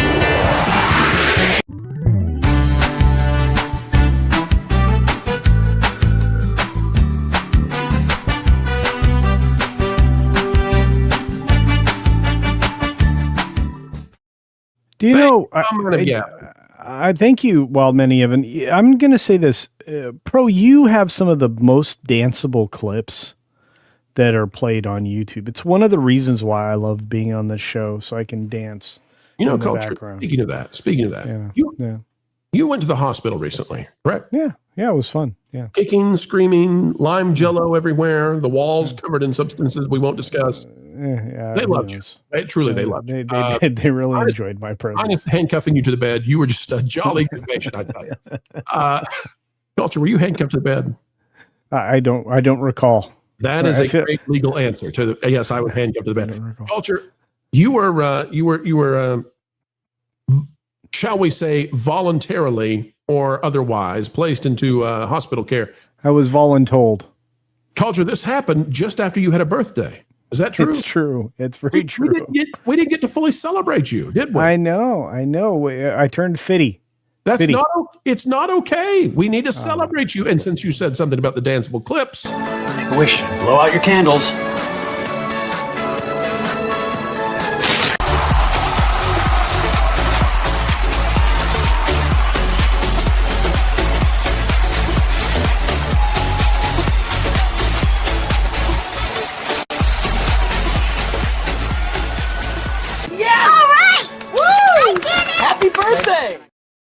Everybody loves a Tyrannosaur. You know, it's what when a kid is blowing out those candles and is thinking about, what is it that grown-ups do when they get in the club? What could they be after? What is it that causes them to line up? A kid, I imagine, would think there must be a T-Rex in an astronaut. It's the only reason 20-year-olds would line up at a club. 21-year-olds. You're all 21. Yeah. When I turned 55 and realized I could take on 4 fire guys and 4 policemen. I cannot believe. Oh, the boss hit you in the face with a fly swatter and said, "Stop it, you." I did get in trouble. Yeah, if you fought the Popo, I bet you got in more trouble than you want to be in. No, it's fine. Wildman of Yavin's back again for 1337. I think that means something. One more, just cause. Marvin. I like. Well, I got to change the accent here. I like the cut of your jib. Jonah should be happy he ran away. Culture, tell me more about. We don't have to read the rest of this. This is a great potatoes. Oh, I think the rest of this was just a. Why? Look, I'm just gonna say that purple potatoes are delicious every time, and they are full of nutrition. Every single time. Plus, they have these little egg-sucking piece of gutter trash. Strings, the extra strings that are good for you, like chains of. I declare bankruptcy. I need Culture's help. Okay, because no, you don't. Look, my onion started sprouting. No, we don't know. We talked about this before the show. What do I do with this now to make it work? Onions? Okay, all right. First of all, you have to find a really good soil. Like, a lot of people's typical potting soil is 3, 2, 1. 1, 2, 3. What the heck is bothering me?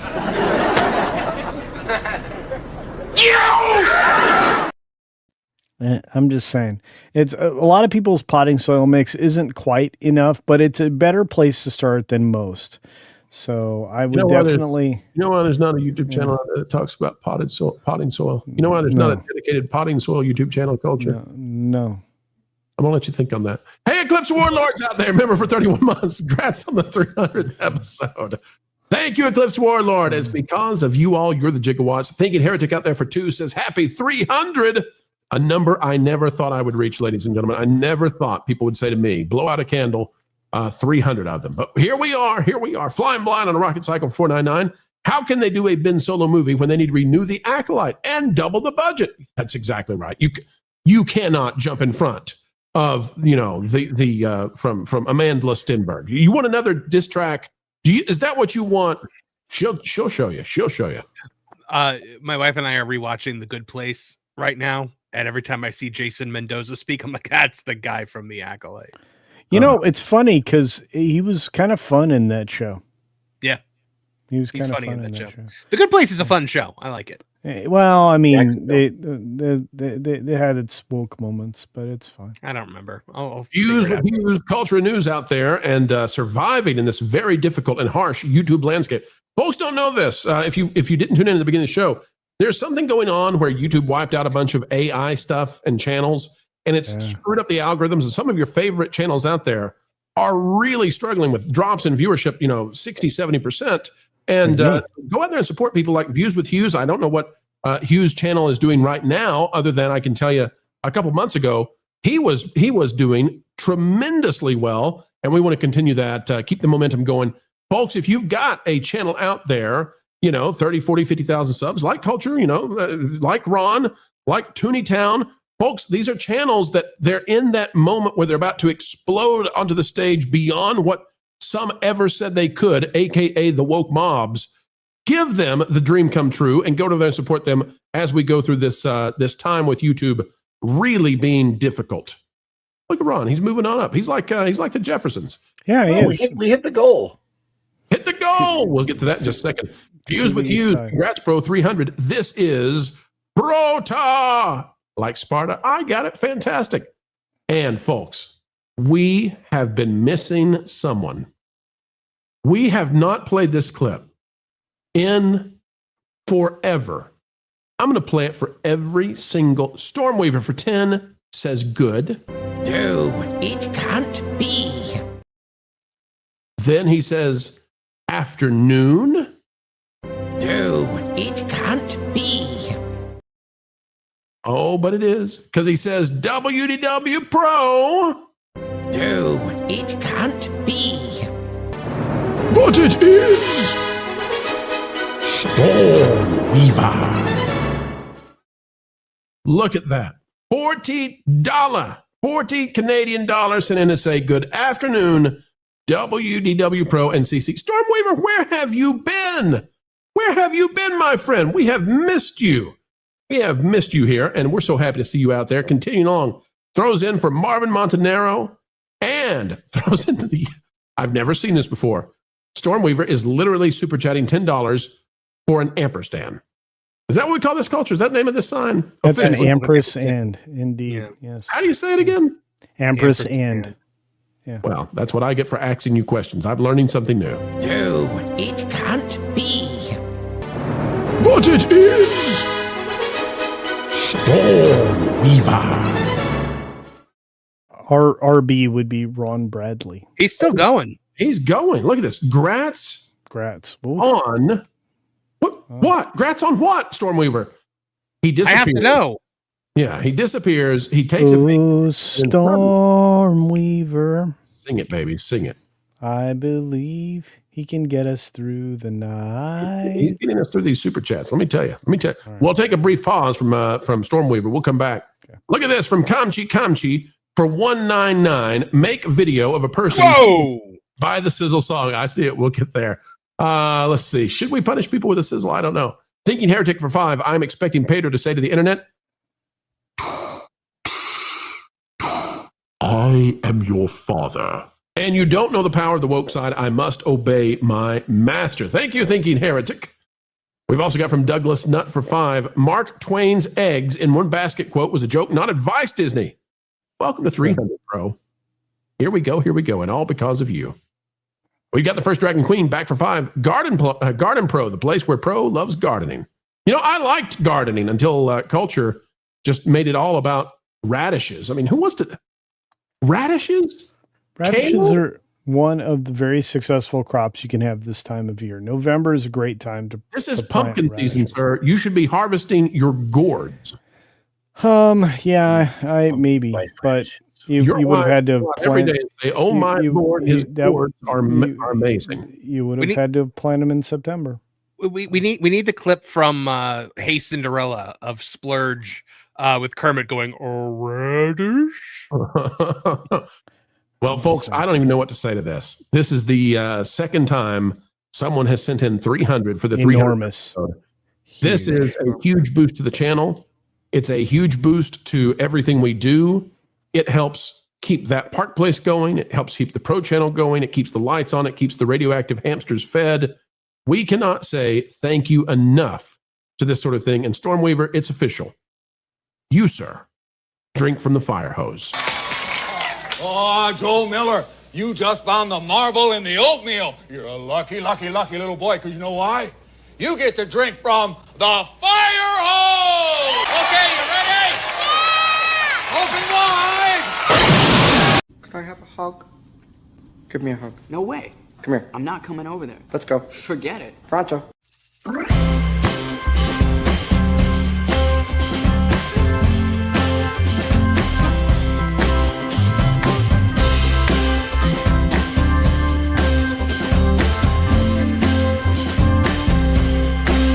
Perfect.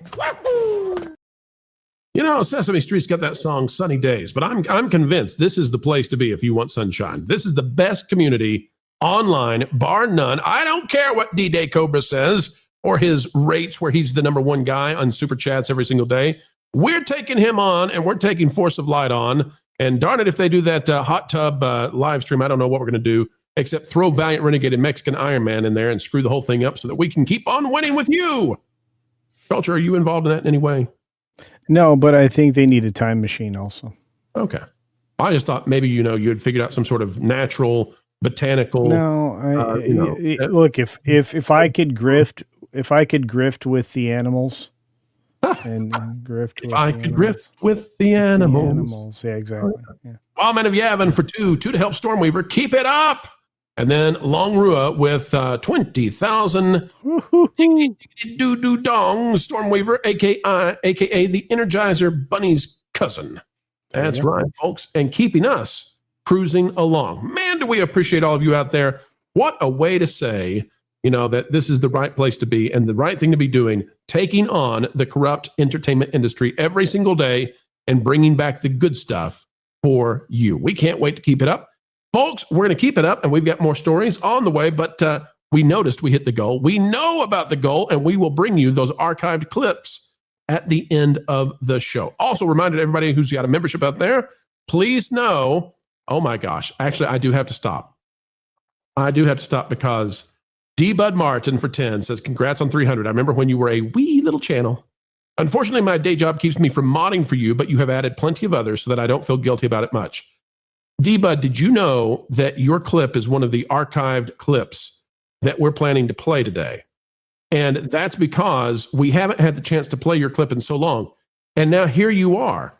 And that means that I get to do something that I've been waiting a long time to do, which is to play your clip for everybody out there. For those of you who have not seen it, we haven't played this in years. D-Bud is a magnificent, wonderful mod, working a day job. We no problems there.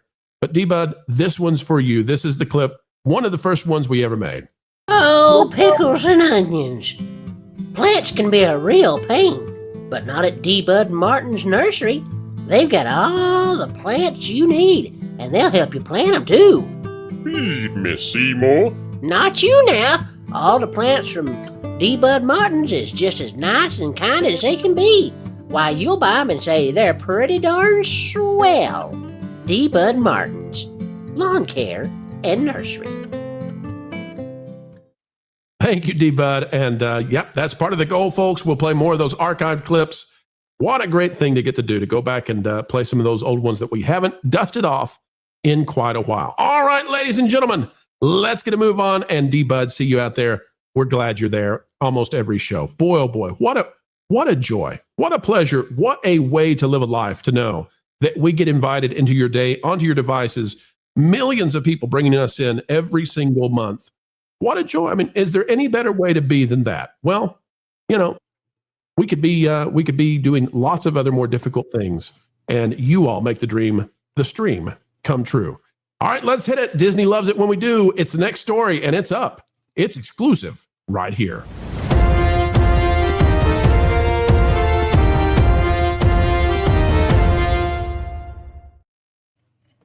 The Walt Disney World Resort is selling out day after day, but in a way that makes us wonder what's really going on. We're going to tell you about it. All congratulations to Magic Kingdom, because yet again, another one of their special VIP after-party events is at capacity, and that means they can't fit more people in there. Shoulder to shoulder, you can't go anymore because the tickets, they're all gone. But that's not the real story here. Hang on, we'll talk about it. Last chance, only one date left for Mickey's Very Merry Christmas Party 2025. The 2025 season of Mickey's Very Merry Christmas Party at Walt Disney World is close to a full sellout.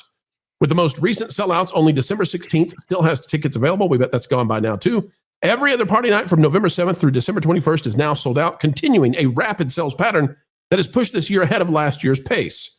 December 16th is priced at $220 per person plus tax, which means $250 basically. And that's going to get you in the park from 6 p.m. until midnight, 6 hours for $250. Now, Marvin, I have said that they need to move this. These need to start at 8 p.m. They need to start at 8 p.m. and go to 2 a.m. I think that's a better system. I think people would still pay for them. The problem is that when they do these things, that you're in the park the rest of the day for such a short amount of time that it's like a ghost town. And that's really where I want to go with this, because Disney just announced in their most recent earnings report that they had a 1% decline in attendance. Okay? A 1% decline in attendance. And we'll read this article in just a minute, but people need to know this. If Disney is selling out at capacity all of these after-hours events, and if that's being accounted as attendance, and yet the overall decline is 1%, which is to say that 1% less people pass through those turnstiles, again, you have 40, 50 ticketed events where your capacity, and yet your overall attendance declined by 1%. The only way that's possible is if the normal daytime guests have really declined way more than 1%. Way more than 1%. And that's the giveaway they don't want you to know about. So I'm here to celebrate, guys. I love that Disney is doing such a great job when it comes to their ticket sales for these after hours things, whether it's the Mickey's Not So Scary, whether it's the Mickey's Very Merry Christmas, whatever the case might be. Great. And I'm glad people love them.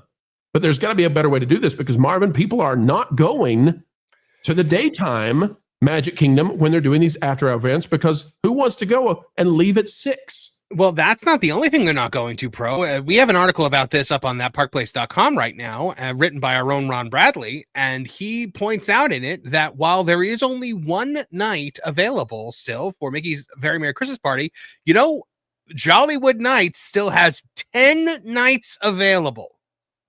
10 nights. Now, explain to the audience there, what is Jollywood Nights? What is that? So Jollywood Nights is the more adult-themed Christmas party that they have. Not adult-themed in, bad, but like it's geared more toward dual income, no kids, Disney adults. It's more about glam and it's more about drinks and stuff like that. So that you can go to pretty much, most days of the year at the moment. But now the Mickey's Very Merry Christmas Party, the prices have gotten completely outrageous to the point where I am shocked that it's still selling out like this. We are seeing extreme pricing from Disney this year. Mickey's Very Merry Christmas Party for me and my wife was a Christmas tradition. Every year in December, we would go to the Christmas party. We're not going this year because it would have been well over $400 just for the two of us for 6 hours. We decided instead we're going to go in December to Epic Universe for a day because it'd be a lot less money to go for the entire day, and they're decorated for Christmas. So, yeah, it is interesting the fact that they can still sell these out.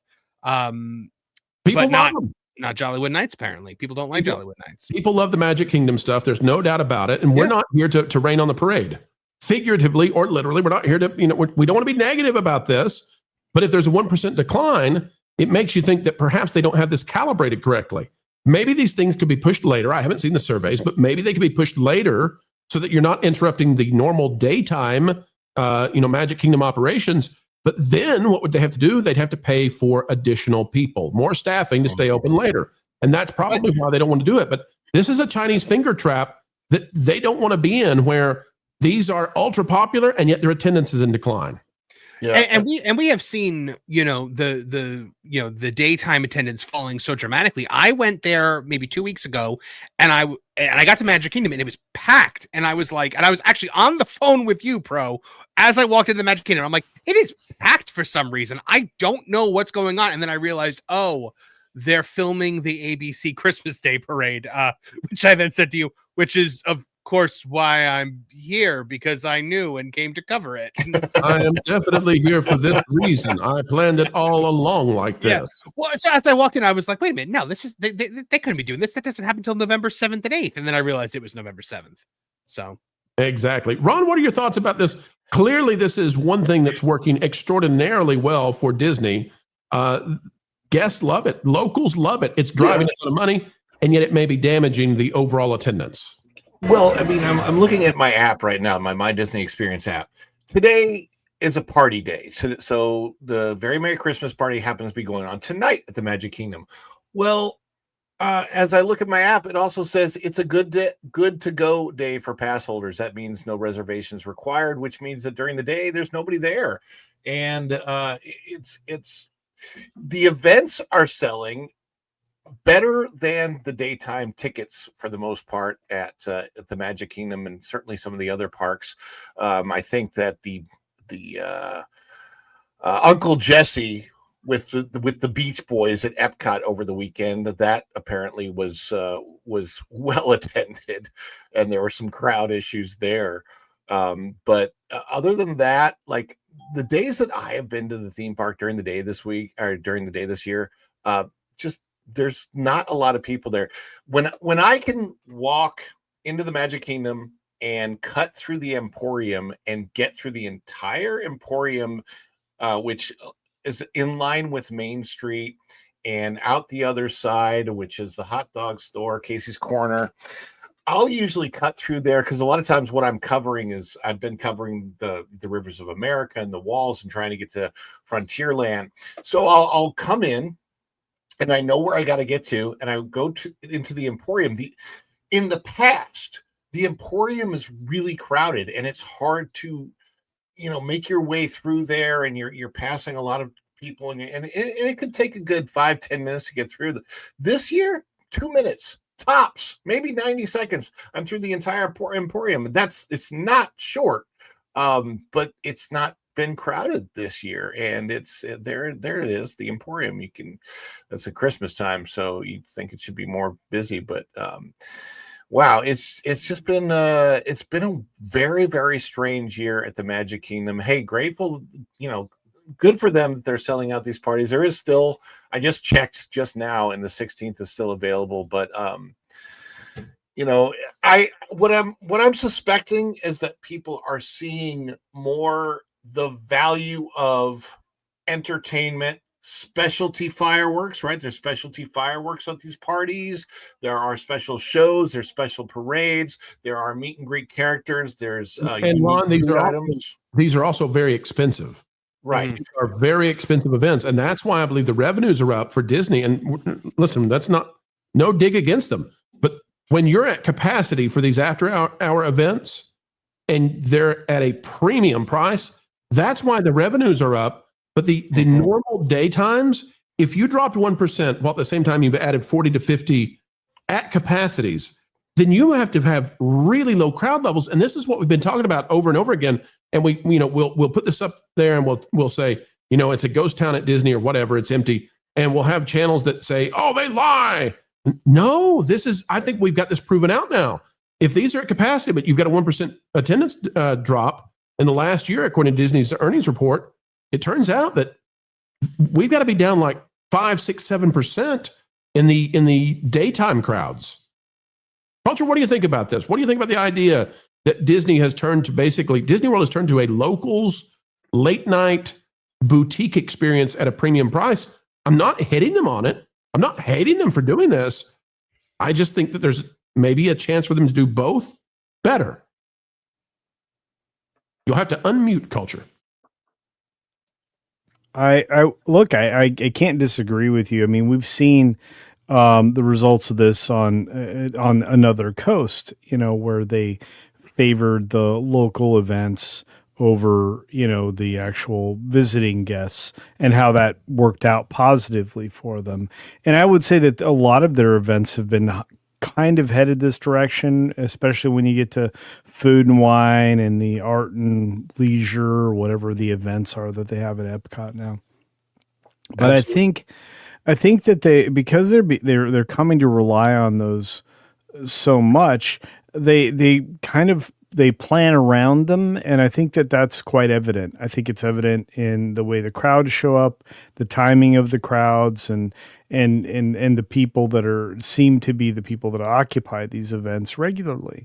But at the same time, it does show a certain amount of vulnerability that they haven't had in a long time. I think the crowds have the opportunity to be more fickle and less reliable, especially when it comes to weather and other things that can occur. Because oftentimes when you had travel plans that were associated with these events, you went to these regardless of whether or not it was pouring rain or not. I think that the vulnerability of relying on a more localized audience is a problem for Disney maybe going forward. I guess we'll have to see. But I think that this also tells us that they're not going to be able to rely nearly as much on these events for carrying them forward through soft quarters as they have been able to do in the past. It's certainly not going to grow their business, especially with these numbers that are being published. So I'm starting to think that maybe they should be paying more attention to the fact that they no longer have the broadest possible appeal, and they certainly aren't reaching the audience that travels to see them or have traveled to see them in the first place. I think that's where I'd be most worried. I'll tell you what I think they need to do. I think they need to come up with a spring after hours event, something that capitalizes on spring break. Don't go crazy, but they need to have something that they can do that starts at 8 p.m. and runs until 2 a.m. or 3 a.m., whatever. But a special ticketed event. And I think they could have the best of both worlds. And listen, I think Epic should be doing this. I think Epic over at Universal Studios, I think Epic should have a nighttime ticket just about every single night, because some of those Epic lands were basically made for this. So that's what we need to. I'm all for it. I want them to succeed, but not at the cost of the daytime experience. That's ultimately what I think they need to do. Yeah, but I think that's kind of inherent and or built in. And I also, when I look at this, I think I'm seeing a lot of parachutes, coming out of Epcot that are going to be used to, do little floaty things in the middle of the day. Another thing about this for the guests now, it is good, good. Very low crowds. Like today, I'm looking at the waits, right? Literally 11 attractions right now at this very moment at the Magic Kingdom are under 5-minute waits. However, it really cuts off your day if you are a daytime guest at the Magic Kingdom, not at 6 o'clock or 7 o'clock. It cuts your day off at about 4 o'clock, because that's when the party goers start coming in. So if you have paid for a full day at the Magic Kingdom, you're really not, your access is somewhat cut off around 4 o'clock when the party goers start coming in and the line waits start getting really long. You get the bottleneck between there and the time that you're kicked out at 6 o'clock. And then you also have paid for a full day at the Magic Kingdom, but you get none of the nighttime experiences at all. So, all right, well, folks, that's where we'll leave it. Except we've got to bring him back in. Marvin had a little bit of a technical snafu. Marvin, welcome back, buddy. He's almost there. Getting there. 3, 2, 1. Marvin. Nothing. 3, 2, 1. Marvin. Not quite. Let me translate what Marvin just said. He said, I would love to have these events start at 8 p.m. and go until 2 or 3 a.m. And I will volunteer to be a cast member working until 4 or 5 a.m. to get the thing cleaned up and ready to go for the next day. Thank you, Marvin. That's very kind of you. We're glad that you're going to do so. There we go. Marvin? Now I'm back. Start the events at 8 p.m. and end them at 2 a.m. instead? Would that be better? Oh, I think that would be infinitely better. It would give more bang for your buck for the people that are paying full price to enter a theme park, during the day. And, you're still basically getting the same lack of value that you get for a lot of these events to, go to them at the end. You don't like the events. You think that they're... The thing is, I love the events, actually. Like, I love Mickey's Very Merry Christmas Party. I'm actually really upset that I can't go to it this year. But it's just, it's the way the cookie crumbles with Disney, is that these things just are becoming so incredibly expensive, and they will continue to become so incredibly expensive until people prove that they're not willing to pay what they're charging anymore. I don't see a top to it. The prices will go up because they hit capacity. They sold them out in record speed, so they're going to go up. As I was saying, Marvin, while you were gone, I think they need to come up with a spring version of this. I don't know what it's going to be, but I wish Universal had a Christmas After Hours event, because that would force them to be competitive. Right now, they Halloween Horror Nights competes with Mickey's Not So Scary Halloween Party. So Epic, Marvin, think about the central area of Epic. You could go all out. The entire middle area of Epic, just Christmas trees everywhere. Well, Pedro's Parachute Pants Parade. Oh gosh. Well, they are decorating Epic for Christmas this year, and for the first time, obviously for the first time ever, it's the first Christmas at Epic. But I'm going to be there this week to cover it for that Park Place, is to see what those decorations are going to look like. So stay tuned to thatparkplace.com for that. Fantastic. And reminder, folks, too, if you are not going to Orlando this year, but you might be able to stop by Dollywood in East Tennessee, it often is, always is rated as the #1 Christmas decor for theme parks in North America. So go check it out and tell Dolly we sent you.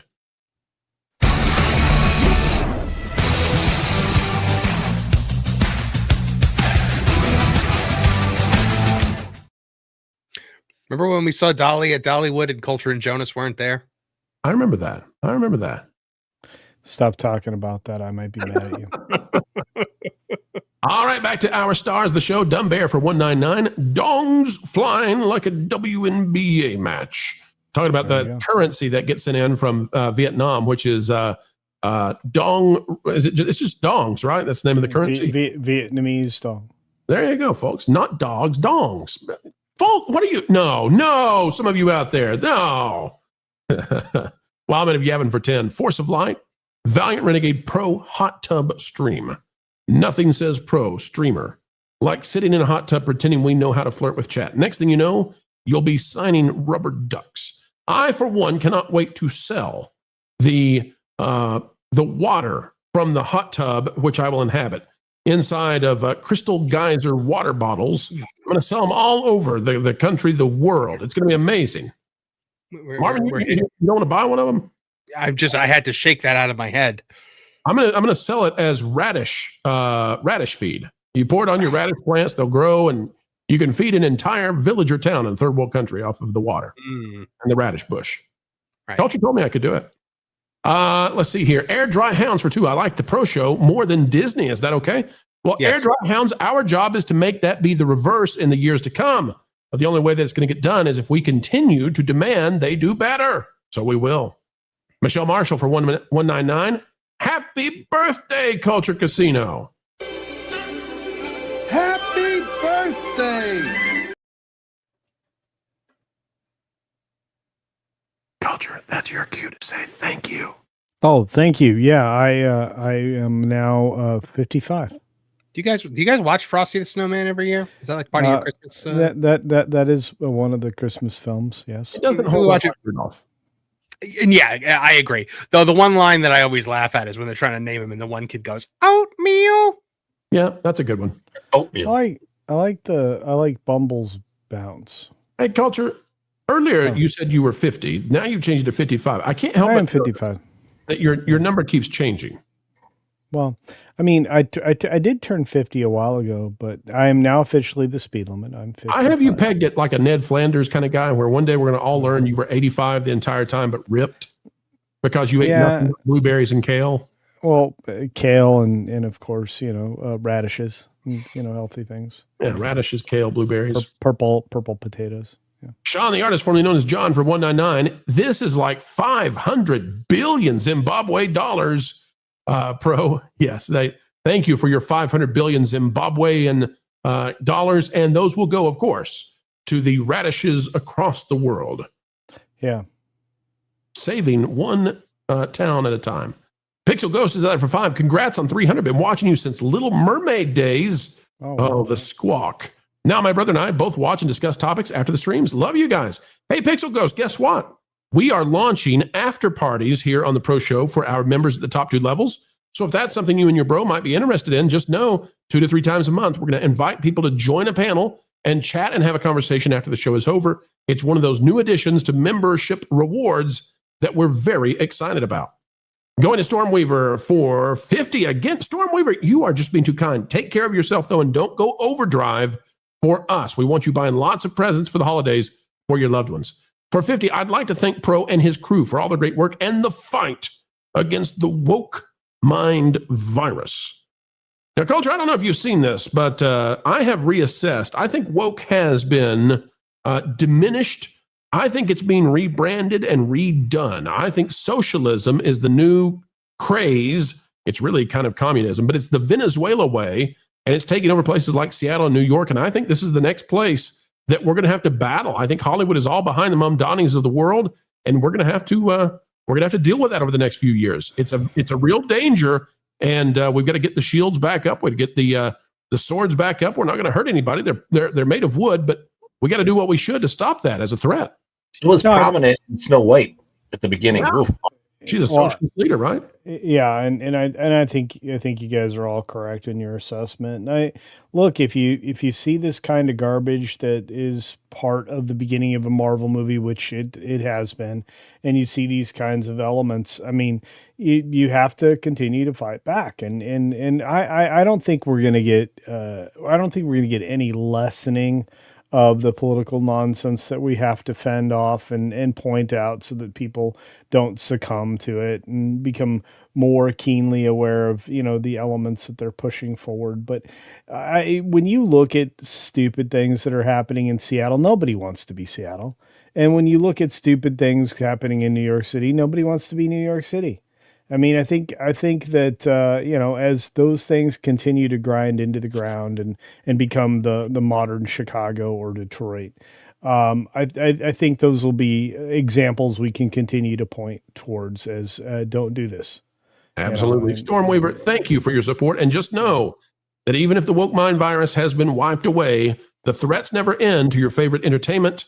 And it's going to be all about socialism and communism, if you can believe it. CNN and MSNBC have seen ratings explode like you can't believe. That's where they're going to go. Even if the people on their shows are afraid of it, the ratings say for business, they got to do that. And the young people on the left have been electrified by this idea. We've got to stop it before it electrifies the nation. G. Campos 420. The problem is streaming. If Disney Plus were available in 2010 for $5.99, Legacy would have suffered the same fate as Aries, which has an 85% Rotten Tomatoes score. So Disney Plus and streaming is a problem for the box office and for moviegoers because people have no opportunity cost if they just wait for the streaming. The deal, though, is that if Disney and these other companies would hold off and put a 4-month, 6-month delay between the time it's at the box office and streaming, then they'd be A-okay on both sides of this. They can't and they won't because they're so afraid on losing out on the quick money, and they're going up against Netflix and YouTube and just getting buried. So every effort they have is to catch the wave as quickly as they can. And it's a real problem for the entire industry. Guys, any other thoughts on that one? Let me just say that Hollywood's tendency to try to catch trends has been out of sync with the trends for the better part of 2 decades now. And so I don't see them capturing any moments of current nuance now or in the future. I think they're long lost at this point. So G. Campos, thank you again. If I can interject, I just wanted to give guys a little bit of breaking news that we're working on in the background here. Variety. Hold on a second.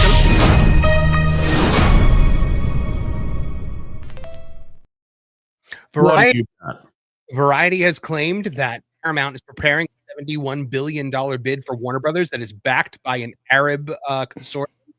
And Paramount has sharply denied this allegation and called Variety's reporting categorically false. What would that be per share? Do we know? Does it have it in the article?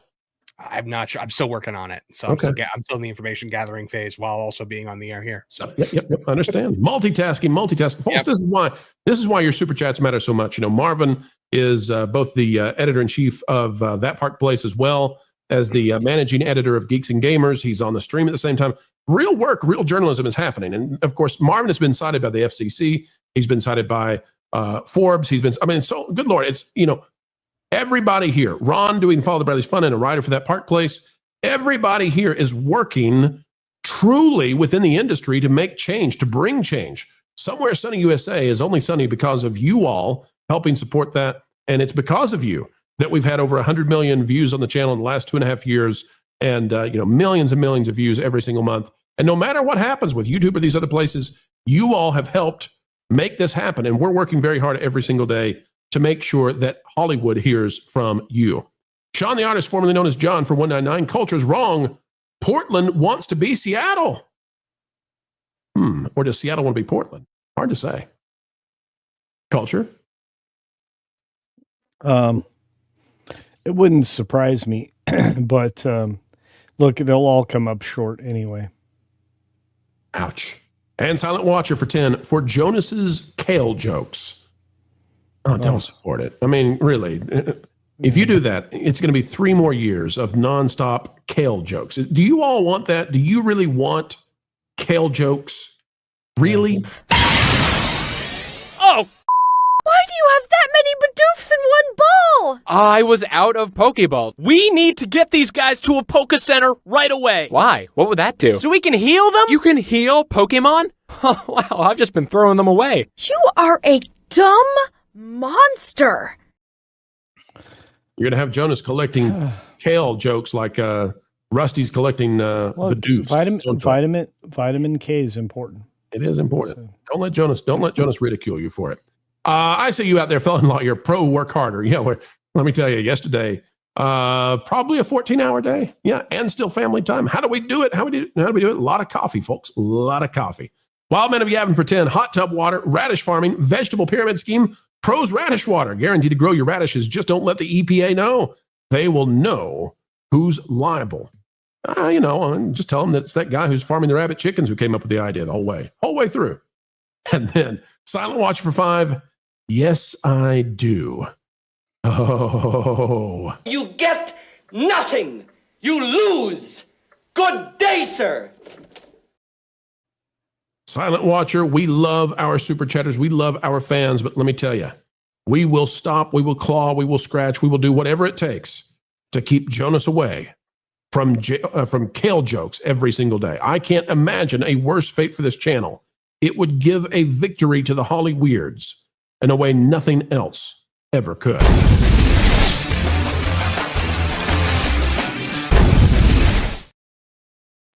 All right, ladies and gentlemen, take a look at this. Wait, it won't put it up on the screen. You know what? There we go. All right, folks, take a look at this out of Content Grip.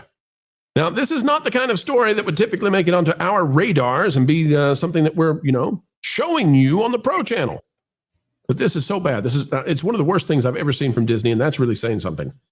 You all probably don't know about this. Many people don't, but it's out there. Disney's Taika Waititi Christmas short, which already sounds bad, turns doodles into holiday magic. No, not noodles, doodles. Disney ramps up festive engagement with Taika Waititi's Best Christmas Ever and a live billboard activation in New York. This is by Patricia Meliana. And Patricia, we love you, but I'm gonna say this is just awful. Now, this entire article from Content Grip is to tell you how amazing and wonderful Disney is. Their strategic context, nostalgia meets interactivity. What marketers should know, talking about how you should copy Disney and love what Disney did and get on board with the Disney way. This, Marvin, have you seen this yet? I have not. This is new to me. This is the worst holiday anything I've ever seen. It's weird, it's creepy, and it is just bloated with Disney cross marketing and merchandise placement. Get ready, folks. We can't play it for obvious reasons, but I'm going to show you what it is. This is an animated short on Disney Plus from Taika Waititi. Why would you get Taika Waititi to do your Disney Christmas thing? There's a little girl. The whole thing is like 2.5 minutes long or 3 minutes. It's basically just a Christmas show meant to get you to buy Disney stuff. It's not about an original story. It's literally about getting you to buy Christmas stuff. So she doodles this weird looking thing with a crayon, with multiple crayons, clearly. I don't know what's going on with this girl, but that is at least like 7 different colors all used together. So it's like a very expensive 2.5 minute version of the Santa Claus M&Ms They Do Exist commercial. That is exactly right. And Disney's trying to, propose it as being art. So what happens? Well, Santa comes and look here. Look at, it's all Disney stuff, right? There's your Stitch thing here that is under the tree. Star Wars is down here. We're getting a Toy Story. The whole thing. We can't play it again. We're just going to go frame by frame to show you what's happening. But the little girl who had doodled on her Santa letter leaves it for Santa, and Santa makes a mistake. And the parents are confused too, because guess what? It turns out Santa made her doodle come to life. But guess what else? Santa, because she doodled this, and look, just the girl, so weird. Anyway, because Santa copied her doodle, and somehow Santa now can create life. He's like Hammond from Jurassic Park. She made the creature without a mouth. I And think this Santa. entire holiday short. See here, it can't eat ice cream because it doesn't have a mouth. It tried to eat the ice cream, but it can't. It goes through an entire year of this thing, unable to speak, unable to talk, but it can to some degree, because throughout the year, it does these muffled screams. I'm not making this up. Ladies and gentlemen, go check it out. A Disney holiday short, Best Christmas Ever. This thing can't talk, but it can scream from within its Crayola caricature. It can scream with vocal cords, but it has no mouth. It's like a horror story. And so she's looking at it because it's trying to sing with the choir the next Christmas. And she's like, God, that's weird. Well, so are we. So are we saying the same thing. And it just goes on and on and on. Here it is holding Stitch. You want to see some weirdness? Here it is holding a Stitch plushie and opening Stitch's mouth to let everybody know that what it really wants is a mouth for Christmas. Oh. Is Angel Studios going to sue them for copyright infringement of the movie Sketch? I don't know, but this is because this was like basically somewhat of the premise of the movie Sketch, where a little girl, everything that she sketched in her book, there's some kind of magical thing that happens and the sketches come to life. And this looks like it's kind of copying that whole idea. More Disney product placement here. So the little girl and the weird thing, they put a new letter up. And what's the new letter say? They need this thing to get a mouth. And how do they get the mouth? From Toy Story's Mr. Potato Head. And they shove the mouth onto the creature from Mr. Potato Head, which is then going to allow it to speak and to talk and to eat stuff. And I'll play just a few seconds of this. You ready for this? You ready for this nightmare fuel from Taika Waititi and Disney? Mouth, I have a mouth. Oh, wow, I have so much to tell you. You're Could you imagine he's like, I hate your guts. I haven't eaten in my entire life. Why did you bring me into existence? The mouth comes out and it's just Stone Cold Steve Austin. Guys, this is what Hollywood is. It's awful. Like, why can't Santa be on your rooftop? What happened to the Santa Claus? What happened to Tim Allen? What happened to Miracle on 34th Street? This freaking abomination is what Disney has wrought against us for product placement. As Ron said, they're stealing. Playing again on me, can't do that. I mean, look at this. It is the source of nightmares for children. Look, it's holding vampire fangs in its left hand on screen to let her know that it needs teeth and a mouth. All I want is a mouth so I can drink beer. Culture. What has become of Disney? This is their holiday short. I think this might be the most creative work that they've had in years. What are you talking about?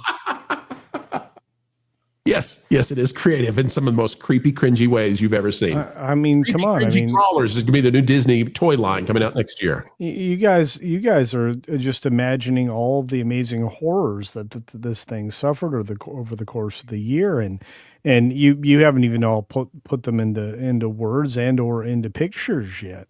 Can you imagine a 4-year-old watching this and being like, "Mommy, why does it not have a mouth? Why is it screaming for help?"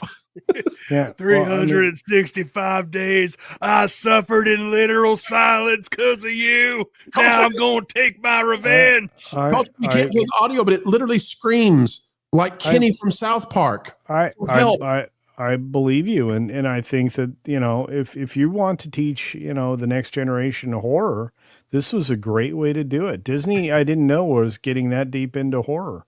This is very impressive. This is a body horror that I didn't think was possible by modern Disney, and now I'm very excited. I mean, now I no longer need Sleepy Hollow. What's up next year from Disney? Reindeer Centipede? Like, what is going on? Ron? Oh, God. I'm assuming this is going to be a meet and greet where next year at Jollywood Nights you get to go see the Wookiee from Life Day and the Life Day Wookiee right next to this guy, and then Bing Bong, right? I think it'll be great if you can actually pin the teeth on the doodle. That'll be fantastic. 12 months I have been in a constant state of starvation, but unable to die because I am not truly alive. I think it'll be great. Oh boy, can I give a recommendation for folks out there? Yeah. What's the tinsel? What's the Pixar Christmas thing? What is that? You guys remember the two little elves? Nobody remembers it. Oh, no, never mind. Not Jingle and Jangle. That was give me that a Santa Claus. Prep and Landing. You talking about? Prep and Landing. That's right. All of those are very fun. They're very Christmassy, right? Yeah. And what I think November 27th, they've got a new one coming out. Prep and Landing, the Snowball Protocol. I believe that's right. Yeah, let me look at that. Yeah, here we go, folks. Isn't that part of Jingle Bell, Jingle Bang, or something? Jingle Bell. It's pronounced Jingle Bell, Jingle Bam. Culture, we need to clear your browsing history if you've got Jingle Bang, okay? Clear it. Prep and Landing returns after 14 years with new Christmas special and coming out this year. Go watch that. This Taika Waititi thing, I'm serious. Don't let your kids watch it. If they're under 8 years old, it's going to creep them out. It is like, I mean, there's some weird ideas to the, a creature that Santa created that can't talk or speak and just longs to have a... Yeah, but he's going, I've got an idea. I'm going to make a Christmas thing about a thing that's really ugly that has no mouth. Why would we ever greenlit that? I'm going to put a lot of product placement in it. Yeah, but it's for everybody. But look, I mean, at least they have to be thankful he didn't put a throuple in it. True that. No throuples. Folks, check out Prep and Landing, though. That's our recommendation if you're going to do a Disney Christmas holiday special. And hey, Disney, I'm hesitant to say this because I know you'll ruin it, but maybe somehow, some way you can get somebody competent over it. Miracle on 34th Street. You own it. It's through Fox. Make a new one and make it good. Go watch the Santa Clauses if you want a Christmas series, because that was both seasons of that were good, I thought.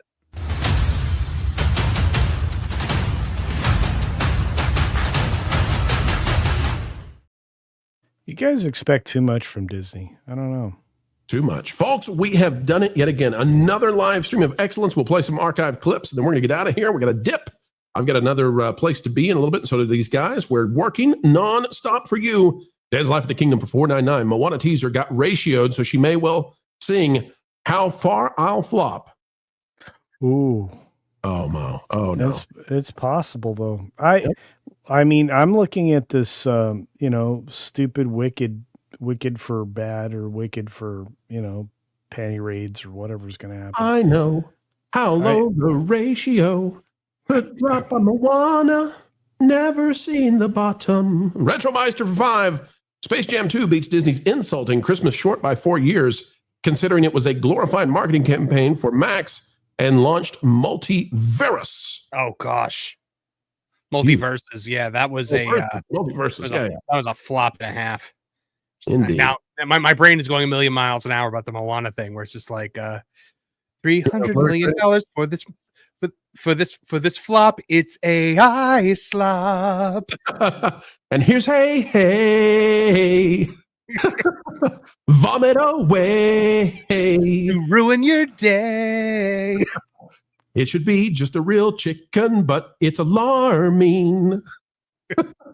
Now you've pigeonholed this into a rhyming dead end again with alarming. Oh no, disarming. No, yeah. There's no Prince Charming. There's no Prince Charming. You can't have Prince Charming. Yeah. While culture's farming. Oh no, not the radishes again. Flying blind on a rocket cycle. $4.99. No one can hear you scream. A very Disney xenomorph Christmas. That sounds good. Let's title that. We got a clip to make out of that. Archer Merchant for 5. There are memes of Cynthia standing next to Ariana where it's the scene from Alien 3 where the alien monster is getting in bald Prison Ripley's face. Oh my God. Okay, we got more. We got more memes to make out of this one. And from Retromeister, it's Toy Story Sporky all over again. Just trash. Trash. Yeah. The First Dragon Queen for 5. While you were discussing creepy things, I set up my podcast for tomorrow. It's a way better creepy thing. Folks, get over to The First Dragon Queen and enjoy the podcast. Now, wait a minute. Marvin, why did you disappear? Why did we look up? I was going to go try to find Dragon Queen's podcast. Dragon Queen, young and sweet, only said. Return the Dragon Queen. And finally, from JJ Gosling for 5, Taika read the book, I Have No Mouth and I Must Scream, and said that will be a kids Disney Plus Christmas special. Let's make it. I have no mouth and I must scream. Now, Culture, are you back to doing the 6-minute daily every day already? That's my plan. I mean, I did it today. Okay. So, well, we love having you. We want you to take care of yourself, okay?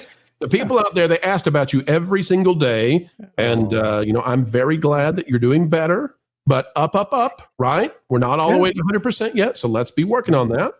No, so chances are my podcast show that is on Tuesday, Thursdays will not return until next week, but the 6 Minute Daily is me talking about entertainment news daily. So I'll still do that. And chances are I'll have a nice lengthy conversation with you all on Saturday, and I will try to bore the pants very much off of you on Sundays at some point. So we've got a lot.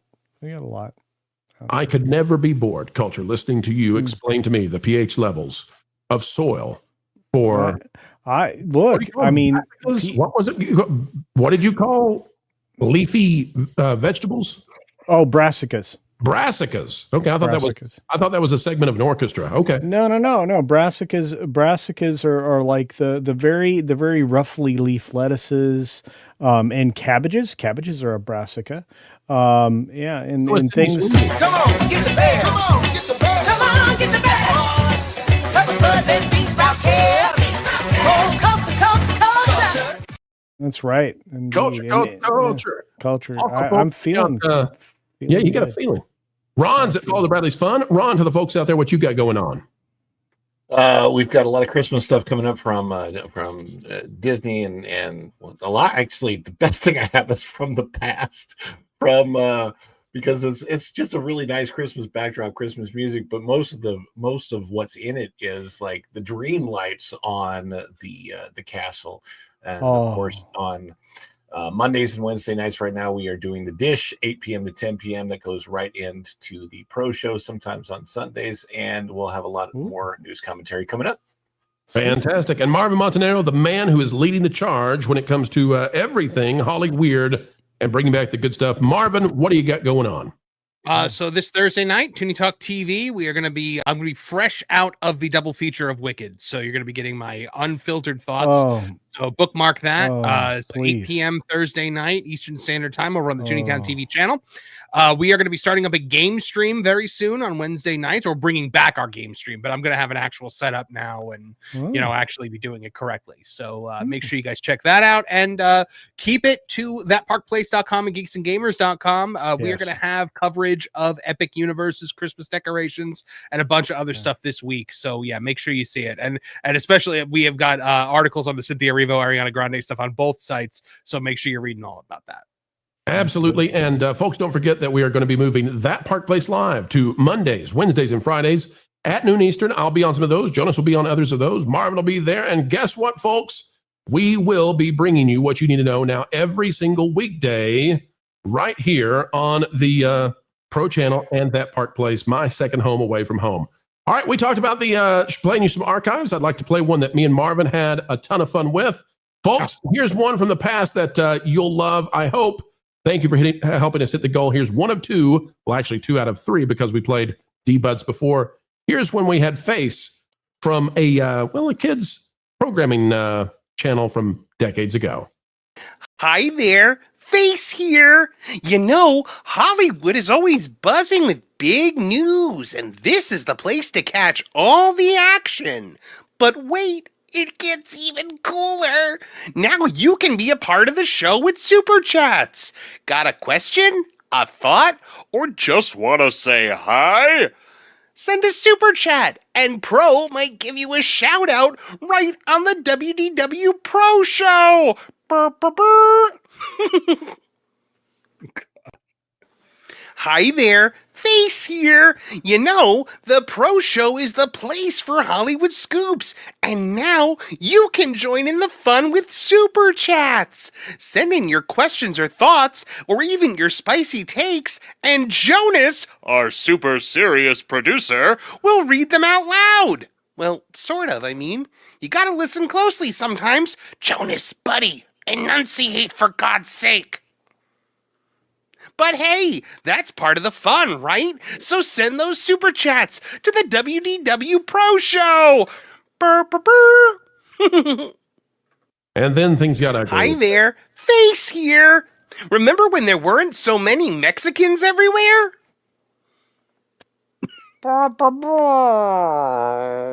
He was And fired. that's why we had to fire him. Let him go. Folks, one more. We haven't seen Big Daddy around in a while, but we miss Big Daddy MRI. Where are you, Big Daddy MRI? Here's one for him. Big Daddy MRI. You ever needed to go to the hospital, go to one of them MRI machines, get yourself scanned? You look in there and think, that ain't for me. I'm a robust physicality. Well, let me tell you, you don't have to fit in there like a little toothpick sliding in. No, sir. Come on down to Big Daddy MRI. Down here, we put you on a Peterbilt truck and slide you in an 8-foot diameter culvert. You're gonna be real comfortable. And then, we got a modified sleep apnea machine. That's right, we'll hook you up, and you get a steady dose of Doritos coming through too. Not only do we take care of your sleeping problems, but we'll solve the munchies. So come on down to Big Daddy MRI. We'll take care of you no matter how much girth you got. Big Daddy MRI. You sound like Tony Atlas. Folks, that's where we'll leave it for now. We got to head on out, but more Pro Show on the way. And don't forget, one more time, That Park Place will be live now starting December 1st on Mondays, Wednesdays, and Fridays. You have a place to be every weekday. It's with us, with your friends on the Pro Channel and That Park Place. If you're not yet subscribed to That Park Place, get over there. And if you're not enjoying the shorts from the Pro Channel, do so, because we're into that now, because YouTube said so. So shorts, yeah, here we go. The mainstream media just can't understand how it is we continue to do what we do. They don't realize that we are powered by you, and you are... 1.21 gigawatts! 1.21 gigawatts! Folks, we've still got decades and decades left in the can. It drives the mainstream mad. Would it make you feel any better if you knew that what we're asking Matt here to do is a holy thing? You see, we're on a mission from God. We're on a mission from God. Now you're gonna put me right back in the joint. They're not gonna catch us. We're on a mission from God. So folks, as we always say, as we end each and every show here, and we mean it, keep learning, keep growing, and as always, keep having fun.